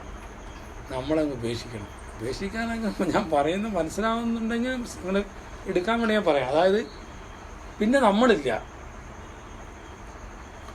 ആ ഒരു ഞാൻ എന്ന ഭാവം അവിടെ ഇല്ല. നമ്മൾ വലിയ ആളായിരിക്കും, ചിലപ്പോൾ ചെറിയ ആളായിരിക്കും. അതാണ് ഗുരു പറഞ്ഞത്. അതാണ് നമ്മുടെ ശരിക്കും ആശയത്തിൻ്റെ ബേസ്. അതാണ് അവിടെ ഉച്ച നീചത്വങ്ങളില്ല, ജാതിമത വർണ്ണങ്ങളില്ല, വലിയവനും ചെറിയവനും ഇല്ല, വലിയ കലക്ടറെന്നോ വലിയ ശിപായിന്നോ ഒന്നുമില്ല. ചിലപ്പോൾ കൃഷിക്കാരനായിരിക്കും, ഒരു പാവം മനുഷ്യനായിരിക്കും. അപ്പോൾ അവിടേക്ക് ആ സന്നിധിയിലേക്ക് പോകുമ്പോൾ നമ്മൾ എന്താണ് ഫുൾ. അതുപോലെ നിങ്ങൾ പ്രാർത്ഥിക്കാൻ വരുന്ന സമയത്ത് സങ്കല്പിച്ചിരിക്കുമ്പോൾ എന്തായിരിക്കണം? ആശ്രമത്തിൽ വന്ന് എങ്ങനെയെങ്കിലും നമസ്കരിച്ച് ഓടി പോകാമെന്ന് വിചാരിച്ചാൽ നടക്കില്ല. നമ്മൾ പോകുന്നത് അതാണ് കർമ്മത്തിൻ്റെ. അതാ പറഞ്ഞു ഗുരു, ഞാനെന്ന ഭാവം മാറിപ്പോണം. അത് നമുക്ക് എന്ത് ചെയ്യാൻ പറ്റുന്നില്ല, നമ്മുടെ ഈ സങ്കല്പത്തിൽ ചെയ്യാൻ പറ്റുന്നില്ല. അപ്പോൾ ഗുരുവിന് മനസ്സിലായി ഇവരിനി വേറെ വഴിയില്ല. അതുകൊണ്ട് കർമ്മം ചെയ്യുമ്പോഴെങ്കിലും അതിനാണ് ഗുരു കൽപ്പിച്ചത്. നിങ്ങൾ ആദ്യത്തെ ഞായറാഴ്ച എല്ലാ കുടുംബങ്ങളും ആശ്രമത്തിൽ പോയി ഓരോ ഉപാശ്രമങ്ങൾ തിരുവനന്തപുരം സന്യാസിമാരെല്ലാവരും പോയിട്ട് ഈ കർമ്മം നിങ്ങൾ ഒരുമിച്ച് ചെയ്യണം. കാരണം എന്താ, ഇത് യുഗാന്തരങ്ങൾക്ക് മുമ്പ് നമുക്കറിയുന്നതാണ്. സത്യത്തിനായിരുന്ന മഹാത്മാവിന് ആ ബ്രഹ്മത്തിൻ്റെ നിശ്ചയത്തെ തെറ്റിച്ച്. കാരണം സർവ്വചരാചരങ്ങളിൽ നിൽക്കുന്ന പ്രകാശം എന്ന് പറയുന്ന ഗുരുവിൻ്റെ പ്രകാശമല്ലേ. ആ ബ്രഹ്മപ്രകാശവും ഇത് രണ്ടും ഒന്നാണെന്ന് അദ്ദേഹം തെറ്റിദ്ധരിച്ചു. അതിലേക്ക് ഞാൻ പോകുന്നില്ല. അപ്പോൾ അദ്ദേഹത്തിന് അഹം ബ്രഹ്മാസ്മി ഇല്ല ചതുർവാക്യങ്ങൾ ഉപയോഗിച്ചു, ഞാൻ ബ്രഹ്മമാകുന്നു. അപ്പം ഞാനെന്ന ഭാവം വന്നു. ആരാ തെറ്റിച്ച്? ഈ ഗുരു നമ്മുടെ പരമ്പരയിൽപ്പെട്ട ഒരു മഹാത്മാവാണ്. ഗുരു ദൈവനിശ്ചയപ്രകാരം വന്ന ആ മഹാത്മാവാണ് തെറ്റിച്ചത്. അപ്പോൾ അതെന്ത് ചെയ്ത്? അത് മാറിയിട്ടൊന്നുമില്ല. നമ്മളെനിക്ക് അത് അദ്ദേഹത്തിന് മാത്രമല്ല, അത് ഈ കാരണം ആ യുഗത്തിൻ്റെ ആ ഓരോ യുഗത്തിനൊരു അധികാരം ഗുരു കൊടുക്കും. ഇപ്പം ദ്വാപരയുഗത്തിൽ ശ്രീകൃഷ്ണമതം വന്ന പോലെ, ശ്രീരാമൻ തലതായി വന്ന പോലെ ഓരോ ഗുരുക്കന്മാർക്കാണ് കൊടുക്കുക. ആ ഗുരു തന്നെ തെറ്റിച്ച്. അപ്പോൾ അത് ആ പരമ്പര മൊത്തം അത് മനുഷ്യ ഹൃദയങ്ങളിൽ നിന്നും അല്ലേ, മനുവിൻ്റെ സ്മരണ തന്നെ മാഞ്ഞു പോയിട്ട് ശപിച്ചില്ലേ. അത് ആ ആൾക്കാർ ശപിച്ചു. നമ്മളെല്ലാം ഉണ്ടായില്ലേ, നമ്മളതിന്ന് മാറിയിട്ടൊന്നുമില്ല. നമ്മളൊന്നും ചെയ്തില്ലാണ്ട് ആരും ഇരിക്കണ്ട. ആ പാരമ്പര്യം നമുക്കുണ്ട്. അതാണ് ഗുരു അത് പ്രത്യേകം എടുത്തു പറഞ്ഞു. ആ സങ്കല്പം അല്ലേ, അത് എഴുതിയിട്ടുണ്ട്. അത് മാറിപ്പോകാൻ വേണ്ടി അത് മാറാൻ വേണ്ടി നിങ്ങൾ ഈ പരമ്പര വേറെ ആർക്കും അത് മാറ്റാൻ പറ്റുമോ? വേറെ ഏതും പരമ്പരയ്ക്ക് നമുക്കേ പറ്റും. നമ്മൾ ആ ധർമ്മമുള്ള, കാരണം യുഗധർമ്മം അനുസരിച്ചുള്ള കർമ്മം തെറ്റിച്ച് അല്ലേ. ധർമ്മമില്ലാത്ത കർമ്മം ചെയ്ത് പുണ്യം നശിച്ചു പോയി അല്ലേ. ധർമ്മമില്ല, കരിയുടെ ധർമ്മം ഇല്ലാതാണ് നമ്മളും പ്രവർത്തിച്ചത്. അപ്പോൾ ആ ധർമ്മമില്ലാത്ത കർമ്മം ചെയ്ത് പുണ്യം നശിച്ചു പോയി. അപ്പോൾ ധർമ്മമുള്ള കർമ്മം ആര് ചെയ്യണം? നമ്മൾ ചെയ്യുമോ? എവിടെ ചെയ്യാൻ? നമ്മൾ വീട്ടിൽ നിന്ന് കുറേയൊക്കെ എന്തെങ്കിലുമൊക്കെ ചെയ്യും. പിന്നെ ആശ്രമത്തിൽ ഓടിപ്പോവും. തിരുവനന്തപുരത്തൊക്കെ പോയി കഴിഞ്ഞാൽ നേരെ പോകുന്നു, റൂം എടുക്കുന്നു. ഞാൻ കഴിഞ്ഞ ഒരു മാസം അവിടെ വന്നപ്പോൾ കണ്ട കാഴ്ച, ആശ്രമത്തിൽ ആരുമില്ല. ഗുരുദർശന സമയത്ത് ആളിങ്ങനെ ഇടിച്ച് എവിടെ നിന്നൊക്കെ വരുന്നു നോക്കുമ്പോൾ അവിടെ റൂം എടുക്കും. ഇപ്പം എല്ലാ സൗകര്യമായി. കർമ്മം ചെയ്യും, ഒരു മനുഷ്യൻ കർമ്മം ചെയ്യില്ല. 11:30 ആകുമ്പോൾ ആൾ ഓടിയെത്തും, തട്ട സമർപ്പിക്കും, കാര്യം ചോദിക്കും. ഉച്ചയ്ക്കാകുമ്പോൾ ഒറ്റ വിടൽ. എന്താണ് ഒരു മനുഷ്യ ഒരു കർമ്മം? അതാണ് ഗുരുവിന് മനസ്സിലായി നമ്മളെ ഐഡിയ. അപ്പോഴാണ് ഗുരു ഇങ്ങനെ പറഞ്ഞ് കർമ്മം ചെയ്യാൻ ആ അവസ്ഥ നമ്മൾ ഉണ്ടാക്കി. ആ ഒരു ഗതികേട്. അതാ പറയുക, ഗുരു ഒരു കാര്യം വെറുതെ പറയുന്നതാണ്. നമ്മളെ ചെയ്യാത്തതുകൊണ്ട് നമ്മളെ ചെയ്യിപ്പിക്കാൻ വേണ്ടിയിട്ട് ശ്രീകൃഷ്ണൻ ചെയ്ത പോലെ അർജുനെ കൊണ്ട് വേണ്ട. ഇനിയിപ്പോൾ വടി എടുക്കുമെന്നറിയില്ല, എല്ലാം സൂക്ഷിച്ചിരുന്നു. അപ്പോൾ അതുകൊണ്ട് ചിലപ്പോൾ വടി എടുക്കേണ്ടി വരും ഇങ്ങനെ പോയാൽ. എല്ലാം ശരിയാകുള്ളൂ അല്ലേ. അപ്പം ഞാനിപ്പോൾ ചെറിയൊരു വടിയായി മാറുകയാണ്. അതുകൊണ്ട് നിങ്ങൾ വിഷമിക്കണ്ട. അതാണ് ഗുരു ഓരോ സ്ഥലത്തേക്ക് ഓരോ ആളെ അയക്കുന്നത്. അപ്പോൾ ഞാൻ ചിലപ്പോൾ നിങ്ങളങ്ങനെ പറയും, അതൊരു ഇതായിട്ട് എടുക്കണ്ട. അപ്പോൾ നമ്മുടെ കടമയാണ്. അപ്പോൾ എന്താണ് ആ കർമ്മം ചെയ്യുമ്പോൾ എന്താ ചെയ്യുന്നത്? അവിടെ ആളില്ല. ഞാൻ വെച്ച് വള്ളിവാസം മാത്രമുള്ള ആളില്ലാത്തത് വിചാരിച്ചു. അവിടെ പിന്നെ അത്രയും ദൂരം എത്തിപ്പെടണം. തിരുവനന്തപുരം ആശ്രമം നിങ്ങൾ പോയി നോക്കും, ഒരു 8-9 മണിക്ക് ഇപ്പോൾ ആളില്ല. രാവിലെ കുറച്ച് ആൾക്കാർ വരും, പാവപ്പെട്ട കുറച്ച് 10-6 കുറച്ച് ആൾ പ്രാർത്ഥിക്കും. വൈകുന്നേരം കുറച്ച് ആൾ, ഉച്ചയ്ക്കൊന്നും ആരും ഉണ്ടാവില്ല. അപ്പം നമ്മൾ ഗുരു പറഞ്ഞു അപ്പോൾ ആ കർമ്മത്തിലേക്ക്. അപ്പോൾ ആ കർമ്മം എന്തായി, നിങ്ങളാ കർമ്മം ചെയ്യുമ്പോൾ നിങ്ങൾ സങ്കല്പം വെച്ച് ചെയ്യാനാണ് ഗുരു പറഞ്ഞു. ഈ ഞാനെന്ന ഈ ബോധം മനസ്സിലായി, അഹങ്കാരം മാറിയിട്ട് എന്താ പറയുക, ആ തെറ്റ് മാറിപ്പോണം എൻ്റെ ജീവനിൽ. മനസ്സിലായില്ലേ? അങ്ങനെ ഒരു സങ്കല്പം ചെയ്തിട്ട് നമ്മളോട് ഈ കർമ്മം ചെയ്യാനാണ് പറയുന്നത്. വെറുതെ പോയിട്ട് അവിടെ നിന്ന് കാട് വെട്ടി തെളിച്ചിട്ടൊന്നും കാര്യമില്ല. ഈ കാട് വെട്ടിത്തെളിക്കാൻ പോകണം. ഇത് വെട്ടിത്തെളിക്കുന്നത് പോലെ എൻ്റെ ജീവൻ്റെ കാടുകൾ മാറണേ, എന്നിലുള്ള അഹം അങ്ങ് നശിച്ചു പോകണേ. മനസ്സിലായില്ല? ആ തെറ്റ് തിരുത്തി ഗുരുവിൻ്റെ എന്താണോ ഗുരു ഇച്ഛിക്കുന്നത് ഈ കർമ്മത്തിലൂടെ ഞങ്ങളെ കൊണ്ട് ഇത് ചെയ്യിക്കുന്നുണ്ടല്ലോ. ഗുരുവിനൊരു ഇച്ഛ ഉണ്ടാവും. ഒരു സങ്കല്പം അതിന് അങ്ങനെയെങ്കിലും പ്രാർത്ഥിക്കാം. ഗുരുവിനൊരു സങ്കല്പം അതെങ്കിലും നടക്കണേന്ന് പ്രാർത്ഥിച്ചിട്ട് അത് മനസ്സുകൊണ്ട് ചെയ്ത ആ കർമ്മം ചെയ്യാൻ വേണ്ടി. എന്തിനാണ് ചെയ്യിക്കുന്നത്? കാരണം നമുക്ക് ഒരു അനുഭവവശം തെളിയാൻ വേണ്ടിയിട്ടാണ്. മനസ്സിലായോ? സാധാരണ സന്യാസ ആശ്രമങ്ങളൊക്കെ എങ്ങനെയാണ് അനുഭവം കിട്ടുന്നത്? അവരിങ്ങനെ കാലം വെച്ച് എത്രയോ മണിക്കൂറൊക്കെ തപസ് ചെയ്യുന്ന ആൾക്കാരില്ലേ. നമുക്ക് 5 മിനിറ്റിന് അതാ ഞാൻ ആദ്യം പറയാം. അത് നടക്കില്ല. പ്രാർത്ഥിച്ചിട്ടൊക്കെ ആര് ദർശനം എന്ത് കിട്ടാൻ നമ്മൾ അത്രയൊന്നും പ്രാർത്ഥിക്കുന്നില്ലല്ലോ. അപ്പോൾ ഗുരുവിന് മനസ്സിലായി ഈ കർമ്മം ചെയ്ത് നമ്മുടെ വേർപ്പ് വീഴുമ്പോൾ നമ്മുടെ ജീവനിൽ ഒരു അനുഭവവശം തെളിഞ്ഞു വരുന്നു അല്ലേ പറഞ്ഞത്. അപ്പോൾ കർമ്മത്തിൻ്റെ മഹാത്മ്യങ്ങൾ നമുക്ക്, കാരണം നമ്മളെ കൊണ്ട് അതേ പറ്റുള്ളൂ. നമുക്കങ്ങനെ വലിയ വാസനയൊന്നുമില്ല ആൾക്കാരല്ല. 2 മണിക്കൂറൊക്കെ തുടർച്ചയായിട്ട് അരുണ്ടനാമൊക്കെ ജയിച്ച് ഇങ്ങനെ ഇരിക്കാം, അല്ലെങ്കിൽ ഏത് കർമ്മം ചെയ്യുമ്പോഴും ആ സങ്കല്പം ചെയ്യാൻ നമ്മൾ, അതാണ് ഇപ്പോൾ ഗുരുവാണി വായിച്ചിട്ടില്ല. ആ സങ്കല്പത്തോടു കൂടി നമ്മളത് ചെയ്യണം. അപ്പോൾ നമുക്ക് അങ്ങനെ ഒരു അറിവില്ല. അതാണ് ഗുരു ഇപ്പോൾ ഏറ്റവും അവസാനമായിട്ട് പറഞ്ഞത്. അപ്പോൾ ഈ സങ്കല്പം എന്ന് പറയുന്നത് ആണ് ഈ കർമ്മത്തിൻ്റെ എന്താ പറയുക അടിസ്ഥാനം എന്ന് പറയുന്നത്. നമ്മൾ എന്ത് ചെയ്തു എന്നതിലല്ല, മനസ്സിലായില്ലേ? എങ്ങനെ ചെയ്തു അല്ലേ, എന്തിനു വേണ്ടി ചെയ്തു, അതിനാണ് പ്രാധാന്യം. അപ്പം അതിനാണ് നമുക്ക് വലിയ ആശ്രമം. ഇവിടെ എത്ര അടുത്തല്ലേ, നമുക്ക് എത്ര പേര് ഈ ഞായറാഴ്ച കഴിഞ്ഞ 5-ാം തീയതി എന്ന് തോന്നുന്നു, കഴിഞ്ഞ ഞായറാഴ്ച 10 പേർക്ക് വരാൻ പറ്റി. എത്ര ആളുടെ ഇവിടെ. അപ്പോൾ അടുത്ത 5-ാം തീയതി അടുത്ത 2-ാം തീയതി അന്ന് നമ്മളെ വാർഷികമാണ്, ആശ്രമത്തിൻ്റെ വാർഷികം. അതും കൂടി പറയാം. ഒരേ കാര്യം പറയാനുണ്ട്. ഈ വാർഷികം എന്ന് പറയുന്ന 2-ാം തീയതി ഫസ്റ്റ് സൺഡേ അന്ന് നമുക്ക് രാവിലെ പുഷ്പസമർപ്പണം ധ്വജോപരത്തിലൊക്കെ ഉണ്ടാവും. അത് കഴിഞ്ഞിട്ട് നമ്മൾ കുറച്ച് നേരം കർമ്മമുണ്ട്. ആൾക്കാർ ഇത് ആശയമായിട്ട് നമ്മൾ കർമ്മം മാറ്റി വെക്കുന്നില്ല. അപ്പം ഇപ്പോഴേ ഞാൻ പറയാം വാർഷികം അപ്പം ഒന്നും ഉണ്ടാവില്ല അല്ലേ. കർമ്മത്തിന് ഒരു മാറ്റവും ഇല്ല. എല്ലാവരും എന്ത് ചെയ്യണം, ഡ്രസ്സൊക്കെ എടുത്ത് വരിക ഞായറാഴ്ച, മനസ്സിലായില്ല? അത് കഴിഞ്ഞിട്ട് ഒരുപാട് പരിപാടികളുണ്ട്. അപ്പോൾ ഒരുപാട് സമയം വൈകുന്നേരം വരെ ചെയ്യണമെന്നല്ല, കുറച്ച് സമയം ഉച്ചയ്ക്ക് ഒരു സത്സംഗം ഉണ്ടാവും. അപ്പോൾ അതിന് മുമ്പ് നമുക്ക് എന്ത് ചെയ്യണം, ആശ്രമത്തിൻ്റെ ആ ഒരു ഗുരു പറഞ്ഞ ആ കർമ്മം ചെയ്യണ്ടേ, മനസ്സിലായില്ലേ? അപ്പോൾ വാർഷികം എന്ന് പറയുമ്പോൾ അത് അത്രയും പ്രധാനപ്പെട്ടൊരു കാര്യമാണ്. അപ്പോൾ അതിൻ്റെ കാര്യങ്ങൾ ഗുരുവിനെ അറിയിച്ചിട്ട് ഗുരു പറയണം ഇങ്ങനെ ചെയ്യണമെന്നുണ്ട്. അത് നമ്മൾ ഒരു മീറ്റിംഗ് കോർഡിനേഷൻ കമ്മിറ്റി ഈ ആഴ്ച തന്നെ വിളിക്കണം, അടുത്ത ആഴ്ച ആക്കണ്ട. കാരണം അത് അവിടെ ഗുരുവിനോട് ചോദിക്കണം, അത് നമുക്ക് ചെയ്യാൻ പറ്റില്ല. അപ്പോൾ നമ്മുടെ ആഗ്രഹങ്ങളൊക്കെ ഗുരുവിനെ അറിയിക്കുക. കഴിഞ്ഞ പ്രാവശ്യം നല്ല ലൈറ്റൊക്കെ ഇട്ടണ്ട, ദർശനം ഭയങ്കര ബ്യൂട്ടി ആയിട്ടൊക്കെ ചെയ്തില്ല. അതുപോലെ നമ്മൾ ഒരു ഇപ്രാവശ്യം അതിലും കൂടുതലായിട്ട് ചെയ്യണം. അപ്പോൾ ആ ഒരു കാര്യം നമ്മൾ എന്ത് ചെയ്യണം, നമുക്ക് ഉള്ളിൽ ഉണ്ടാവണം ആഗ്രഹം. 2-ാം തീയതി വാർഷികം എന്നുള്ളൊരു ആ വാർഷിക ആഘോഷത്തിലൂടെ നമ്മളെ ഈ പൂജിതയുടെ സമർപ്പണ സങ്കല്പം, അത് ഞാൻ അവസാനം പറയും. പിന്നെ നമ്മൾ 22-ാം തീയതി ഗുരുവിൻ്റെ ഈ മറ്റേ തീർത്ഥയാത്ര, ജന്മദിന തീർത്ഥയാത്ര. ഇവിടുന്ന് എത്ര ആൾ പേര് കൊടുത്ത്? അല്ല, എങ്ങനെ പോയാലും 2 പേരും പോയാൽ പോരാ, 4 പോയാലും. ഈ തീർത്ഥയാത്രയാണ് 25-ാമത്തെ വർഷം പൂർത്തിയാകുന്നത്. അത് 99-ലാണ് തുടങ്ങിയത്. അപ്പോൾ അന്ന് ഗുരുകാരനെയും കൊണ്ട് ആ യാത്ര പങ്കെടുക്കുന്ന ഭാഗ്യം എനിക്കും കിട്ടിയായിരുന്നു ആദ്യമായിട്ട് പോകുമ്പോൾ. നമുക്കറിയാൻ കിട്ടിയിട്ടുണ്ടോ ഞാൻ പറയാണ്. പക്ഷെ അന്ന് നമ്മളവിടെ ചെന്നപ്പോൾ ഉള്ള കാഴ്ചയല്ല ഇന്ന്. ആ സങ്കല്പം മാറി.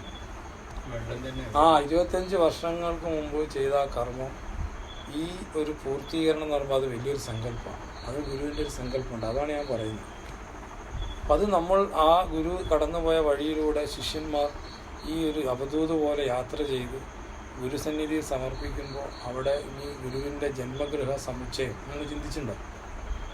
എത്ര കാലമായി കല്ലിട്ടിട്ട് ആർക്കും അറിയാം. 2019-ലാണ് കല്ലിട്ട്, ഡിസംബർ മാസം. ഇപ്പം എത്ര വർഷമായി ഒന്നും ചെയ്തിട്ടില്ല. അപ്പോൾ ഈ യാത്രയോടുകൂടി ഒരു മാറ്റം വരണം. അവിടെ ഒരുപാട് പ്രശ്നങ്ങളുണ്ട്, നമ്മൾ വിചാരിക്കുന്ന പോലെയില്ല. അവിടെ ഒരുപാട് സ്ഥലം നമുക്ക് കിട്ടാനുണ്ട്, അവിടുത്തെ കുറേ കാര്യങ്ങൾ. അപ്പോൾ ഇതൊക്കെ മാറ്റാൻ നമുക്ക് കിട്ടിയൊരു അവസരമാണ് ഈ തീർത്ഥയാത്ര, തീർത്ഥയാത്ര. എല്ലാ വർഷത്തും ഒരിക്കലാണ് വലിയ ചോദ്യം എന്ന് പറയുന്നത്. അപ്പോൾ ഇതിനെല്ലാവരും പങ്കെടുക്കണം എന്നാണ് ഗുരു അറിയിച്ചത്. മറ്റേ മാസം നടക്കുന്ന കുറച്ച് ആൾക്കാർ പോകുന്നുണ്ട്, പക്ഷെ അതിലുപരിയായിട്ട് ഈ ചോദ്യം എന്ന് പറയുന്നത് വളരെ പ്രത്യേകത ഉള്ളൊരു ചോദ്യമാണ്. അപ്പോൾ അതുകൊണ്ടാണ് ഗുരു പറഞ്ഞത്, നമ്മളിപ്പോൾ ഒരു ബസ് ബുക്ക് ഏകദേശം 50 പേര് ആവാറായി. പക്ഷെ അത് പോരാ. കഴിയുന്ന ആൾ ട്രെയിനിലോ ഇനിയിപ്പോൾ വേണമെങ്കിൽ ബസ് വേണം ബുക്ക് ചെയ്യും. ചെറിയ വാഹനമുണ്ടെങ്കിൽ വീണ്ടും നമ്മൾ ബുക്ക് ചെയ്യും, ചെറിയ ബസ്. അപ്പം നിങ്ങൾ ആലോചിക്കുക, നമുക്കത് ആ ഒരു കർമ്മത്തിൽ പങ്കെടുക്കാൻ പറ്റിയാണ് അതൊരു ഭാഗ്യം. പിന്നെ നമ്മുടെ ഈ 13-ാം തീയതി നമ്മുടെ പൗർണമി, അന്നാണ് പൂജിത പീഠ സമർപ്പണത്തിൻ്റെ ഈ വ്രതം ആരംഭിക്കുന്നത്. അപ്പോൾ 41 ദിവസം നീണ്ടു നിൽക്കുന്ന ഒരു സങ്കല്പ പ്രാർത്ഥന, ഗുരുപ്രകാശത്തിൽ നിന്ന് തന്നെ സങ്കല്പം വരും, അത് തലേദിവസം വരും. അപ്പം നമ്മൾ ചെയ്യേണ്ട എന്താണ്, ആ ഒരു ദിവസം തന്നെ പൗർണമി വന്നു, മനസ്സിലായില്ലേ? തുടക്കത്തിൽ അങ്ങനെ വരില്ല. ചിലപ്പോൾ ഒരു പൗർണമി, ചിലപ്പോൾ 12-ാം തീയതി ആണെങ്കിലോ പൗർണമി ആണെങ്കിൽ നമുക്ക് ഒരു പൗർണമിയെ കിട്ടുള്ളൂ. ഫെബ്രുവരിയിൽ മാത്രമേ കിട്ടുള്ളൂ, ജനുവരിയിൽ കിട്ടില്ല. കറക്റ്റ് ആ തുടങ്ങുന്ന അന്ന് തന്നെ പൗർണമി വന്നുകൊണ്ട് നമുക്ക് ആ സങ്കല്പത്തിന് ഭയങ്കര പ്രാധാന്യമുണ്ട്. അപ്പോൾ അത് വെച്ച് നമ്മൾ പൗർണമിക്കൊന്നും എല്ലാവരും പോയിട്ട് പോയാൽ പോരാ. ഈ 41 ദിവസം നമ്മൾ എന്ത് ചെയ്യണം, ആ ഒരു വീടും നമ്മുടെ പരിസരവും നമ്മളും ഒരു ശുദ്ധീകരണത്തിന് വേണ്ടി നമ്മൾ എന്ത് ചെയ്യണം, തയ്യാറാവണം. മനസ്സിലായി? ആ സമയത്ത് ഗുരുവിൻ്റെ ആ സങ്കല്പം, ഗുരു പറഞ്ഞത് ഈ അന്തരീക്ഷത്തിൽ അത് നവോലി അല്ലെങ്കിൽ ഗുരുവിൻ്റെ ജന്മദിനമൊക്കെ വരുന്നുണ്ടല്ലോ, ആ സമയത്ത് 21 ദിവസത്തെ പ്രാർത്ഥനയാണ് ജന്മദിനം. പിന്നെ അങ്ങനെ 72 ദിവസം നവോലിക്ക്. അപ്പം ഈ പൂജിത പീഠത്തിൽ 41 ദിവസം. ഈ സമയത്ത് ഈ പ്രകൃതിക്ക് തന്നെ മാറ്റം ഉണ്ടാവും. ഈ അന്തരീക്ഷത്തിൽ ഈ പ്രകാശഗണങ്ങൾ ആ സങ്കല്പം നിറഞ്ഞു നിൽക്കും. ഗുരുപര സങ്കല്പമില്ല. അപ്പോൾ ഈ സങ്കല്പം എന്ന് പറഞ്ഞാൽ മിക്കവാറും നമ്മൾ അറിയാലോ, കുടുംബ ദോഷം അതൊക്കെ മാറട്ടെ, ജീവൻ്റെ അങ്ങനെ ആയിരിക്കും, അങ്ങനെയാണല്ലോ വരുന്നത്. അപ്പം എന്തോ ആവട്ടെ. അപ്പോൾ ഈ സങ്കല്പം ഈ പ്രകൃതി പ്രകാശമായിട്ട് നിൽക്കും. മനസ്സിലായി? നമ്മുടെ എല്ലാ കാര്യവും ഗുരു പ്രകാശമായിട്ടാണ് നിൽക്കുക. അപ്പോൾ ആ പ്രകാശത്തെ നമ്മളുടെ ജീവനിൽ ഇരിക്കുന്ന കൊണ്ടുവരണേ നമ്മളെന്ത് ചെയ്യണം, ആ ഗുരുപാദങ്ങൾ പുഷ്പം സമർപ്പിക്കുമ്പോൾ, നമ്മൾ പ്രാർത്ഥിക്കുമ്പോൾ ആ പ്രകാശം നമ്മളിലേക്ക്. ഇല്ലെങ്കിൽ വരുമോ? വീട്ടിൽ കിടന്നുറങ്ങിക്കഴിഞ്ഞാൽ വരില്ല. പ്രത്യേകിച്ച് നല്ല തണുപ്പുള്ള സമയം വരാൻ പോകുന്നു. ഇപ്പോൾ കുറച്ച് മകരമാസം എന്ന് പറഞ്ഞാൽ ഏറ്റവും കൂടുതൽ തണുപ്പാണ്. ഭയങ്കര ഒരു ടാസ്ക് നമുക്ക്. രാവിലെ എണീച്ചില്ലേ, പുതച്ചു മൂടി കിടക്കുന്നൊരു സുഖം ദൈവമേ ജീവിതത്തിൽ ഒന്നും കിട്ടൂല എന്നാണ്. അത് രാവിലെ ഒരു 5 മണി ആ സമയത്ത് ഇങ്ങനെ ആ തല വഴി ഇങ്ങനെ പുതച്ച് ഞാനിങ്ങനെ കിടക്കാറുണ്ട് പണ്ടൊക്കെ. ഇപ്പോൾ പിന്നെ കിടക്കാൻ പറ്റില്ല. അപ്പോൾ എന്താണ് ലോകത്തിലെ ഏറ്റവും വലിയ സുഖം എന്ന് വെച്ചാൽ ഉറക്കം. ആ പുലർച്ചെ ആ സമയത്ത് ആരെയും വന്ന് വിളിച്ചു കഴിഞ്ഞാൽ നമുക്ക് ഭ്രാന്താവും അല്ലേ? ബ്രഹ്മമുഹൂർത്തത്തിൽ അപ്പാപ്പച്ചി ബ്രഹ്മമുഹൂർത്തം, അങ്ങനെ മുഹൂർത്തമുണ്ട്. ഞാനുണ്ട് 3 മുതൽ 6. അപ്പോൾ നമ്മുടെ മുഹൂർത്തമാണ് 6 മുതൽ 9 വരെയാണ്. ആ സമയത്താണ് എല്ലാവരും 90% ആൾക്കാർ എനിക്ക് തോന്നുന്നു ഇല്ല, ശാന്തിഗിരി അല്ല, മൊത്തം ലോകത്ത് എല്ലാവരും എഴുന്നേക്കുന്നത്. അപ്പോൾ നമ്മളും അങ്ങനെ എഴുന്നേറ്റാൽ മതിയല്ലോ. നമ്മുടെ ബ്രഹ്മമുഹൂർത്തം എത്ര മണിക്കാണ്? 6 മുതൽ 9 വരെ. ചിലർക്ക് 9, 12 ആൾക്കാരും ഉണ്ട്, ചില ആൾക്കാർ, എല്ലാവരും ഇല്ല. അങ്ങനെ ഉണ്ട്. തമാശായിരുന്നല്ല, നിങ്ങൾ നോക്കിയോ, ചില വീട് 9 മണിക്ക് ശേഷം ഇറങ്ങുന്ന ആൾക്കാരുണ്ട്. ഇവിടെ ഇല്ല കേട്ടോ, കതിരൂരുണ്ട്, അതിനൊക്കെ മാതൃകയാണ്. എല്ലാവരും രാവിലെ എണീച്ച് കുളിച്ച് പ്രാർത്ഥിക്കുന്ന ആൾക്കാരാണ്. നിങ്ങളെ കാണുമ്പോൾ ആ ഒരു ഇതുണ്ട്. അപ്പം അതുകൊണ്ട് നമ്മൾ എന്ത് ചെയ്യണം, ഈ 41 ദിവസം ഇത് നമ്മൾ ചെയ്യിപ്പിക്കുന്നത് എന്ന് പറഞ്ഞാൽ എന്താ, വെറുതെ നമുക്ക് ഒരു കാര്യം കിട്ടൂല. വഴിപാട് ആ പരിചയം നമുക്കുള്ളൂ. എന്തെങ്കിലും കൊടുക്കുക, ഇങ്ങോട്ട് വാങ്ങുക, എണ്ണ കൊടുക്കുക അല്ലേ, അത് 100 വെളിച്ചെണ്ണയൊക്കെ കൊടുക്കുക പണ്ടൊക്കെ. ഏതെങ്കിലും പണ്ട് കാലത്ത് ക്ഷേത്രങ്ങളൊക്കെ പോകുമ്പോൾ അത് കൂടെ നമ്മൾ കൊടുക്കൂല. അങ്ങനെ ഒരു പരിചയം നമുക്കുള്ളൂ. അത് വേണ്ട, അത് ഞാൻ പറയുന്നത്. അപ്പം നമുക്ക് എന്തെങ്കിലും കൊടുത്തു വാങ്ങാൻ പറ്റുന്ന പരിപാടിയൊന്നും നടക്കില്ല. അപ്പോൾ ഇത് എന്ന് പറയുമ്പോൾ നമ്മുടെ ഉള്ളിൽ ഇത് ചെയ്യാൻ തന്നെ നമുക്ക് എന്ത് വേണം, ഒരു ഭാഗ്യം വേണം. പൂർത്തിയാക്കാൻ പറ്റില്ല ചില ആൾക്കാർക്ക്. അപ്പോഴേക്ക് എന്തെങ്കിലും മറിഞ്ഞു വീഴും, അല്ലെങ്കിൽ ഒരു കൊര വരും അല്ലേ, ഇപ്പോഴത്തെ ഭാഷ പറഞ്ഞാൽ ചുമ വരും, അല്ലെങ്കിൽ തണുപ്പ് പിടിച്ച്, അല്ലെങ്കിൽ ചെറിയൊരു ജലദോഷം ഇങ്ങനെ സൈഡിൽ കൂടെ പോയാൽ മതി. അപ്പോഴേ പറയും വയ്യ, ഞാൻ പോകില്ല. മനുഷ്യന്മാരെല്ലാം എക്സ്ക്യൂസ് ഭയങ്കര. ഞാനും അങ്ങനെ, നമ്മളെല്ലാവരും. പനിയൊന്നും ഉണ്ടാവില്ല, വെറുതെ ഇങ്ങനെ പോയാൽ മതി, സൈഡിൽ കൂടെ പോയില്ല. എന്താ പറയുക, അപ്പോഴേ പറയും ഞാനില്ല, ഇന്ന് എനിക്ക് വയ്യാന്ന്. പക്ഷെ രാവിലെ കുറച്ച് കഴിയുമ്പോൾ അവരുടെ കാര്യത്തിന് അവർ പോകും. പക്ഷെ ഈ പരിപാടിക്ക് എന്ത് ചെയ്യും, നമ്മൾ വയ്യാന്ന് പറയും. ഗുരുവിൻ്റെ കാര്യത്തിന് വയ്യ അല്ലേ, ഗുരുവിൻ്റെ കാര്യത്തിന് വയ്യ, ബാക്കി എല്ലാ കാര്യത്തിനും ഉഷാർ. നമ്മൾ ഉപജീവനത്തിന് വേണ്ടി നമ്മൾ എന്തും ചെയ്യും. ജീവന് വേണ്ടി എന്ത് ചെയ്യുന്നു, ഉപജീവനം ജീവനം രണ്ടും പ്രത്യേകം നോട്ട് ചെയ്തു. ഉപജീവനം എന്ന് പറഞ്ഞാൽ നമ്മളിങ്ങനെ കഴിക്കാനും വേണ്ട പല കാര്യത്തിനും, നമ്മുടെ ജീവിതത്തിലും ഭൗതികമായ പക്ഷെ ജീവന് വേണ്ടി എന്ത് ചെയ്യുന്നു നമ്മൾ ചിന്തിക്കണം. ഇപ്പോൾ ചിന്തിക്കണം. പിന്നെ അവിടെ പോയിട്ട് തന്നെ സമയം ഉണ്ടാവില്ല. പിന്നെ തിരിച്ച് ഒരു വരവ് വരാനും പറ്റുമെന്ന് തോന്നുന്നില്ല. കാരണം നമ്മൾ കിട്ടിയത് നമ്മൾ മുതലാക്കിയില്ലല്ലോ. അങ്ങനെയല്ല, കിട്ടിയ അവസരം നമ്മൾ കളഞ്ഞു കുളിച്ച്. Golden chance. മനസ്സിലായി? ഞാൻ കഴിഞ്ഞ ദിവസം ഇവിടെ പറഞ്ഞു, എവിടെയാണ് അമ്മയോട് വേണ്ടി പറഞ്ഞു, ഇതൊരു കളിയാണ്. അപ്പോൾ ഈ കളിയിൽ എന്ന് പറഞ്ഞാൽ നമ്മളിപ്പോൾ കളിയെന്ന് പറഞ്ഞാൽ കാണുന്ന ഗാലറിയിൽ നിന്ന് കളിയാടുന്ന ആൾക്കാരാണ് നമ്മൾ, അല്ലേ? നമ്മൾ ഇറങ്ങി കളിക്കില്ല. അങ്ങനെ ഇരുന്നിട്ട് അങ്ങോട്ട് കിട്ടണം, ഇങ്ങോട്ട് പറ്റായിരിക്കും. പക്ഷെ നമ്മൾ ഗ്രൗണ്ടിൽ ഇറങ്ങണം. മനസ്സിലായില്ലേ? ഗ്രൗണ്ടിൽ ഇറങ്ങിയാൽ മാത്രമേ എന്ത് കിട്ടുള്ളൂ?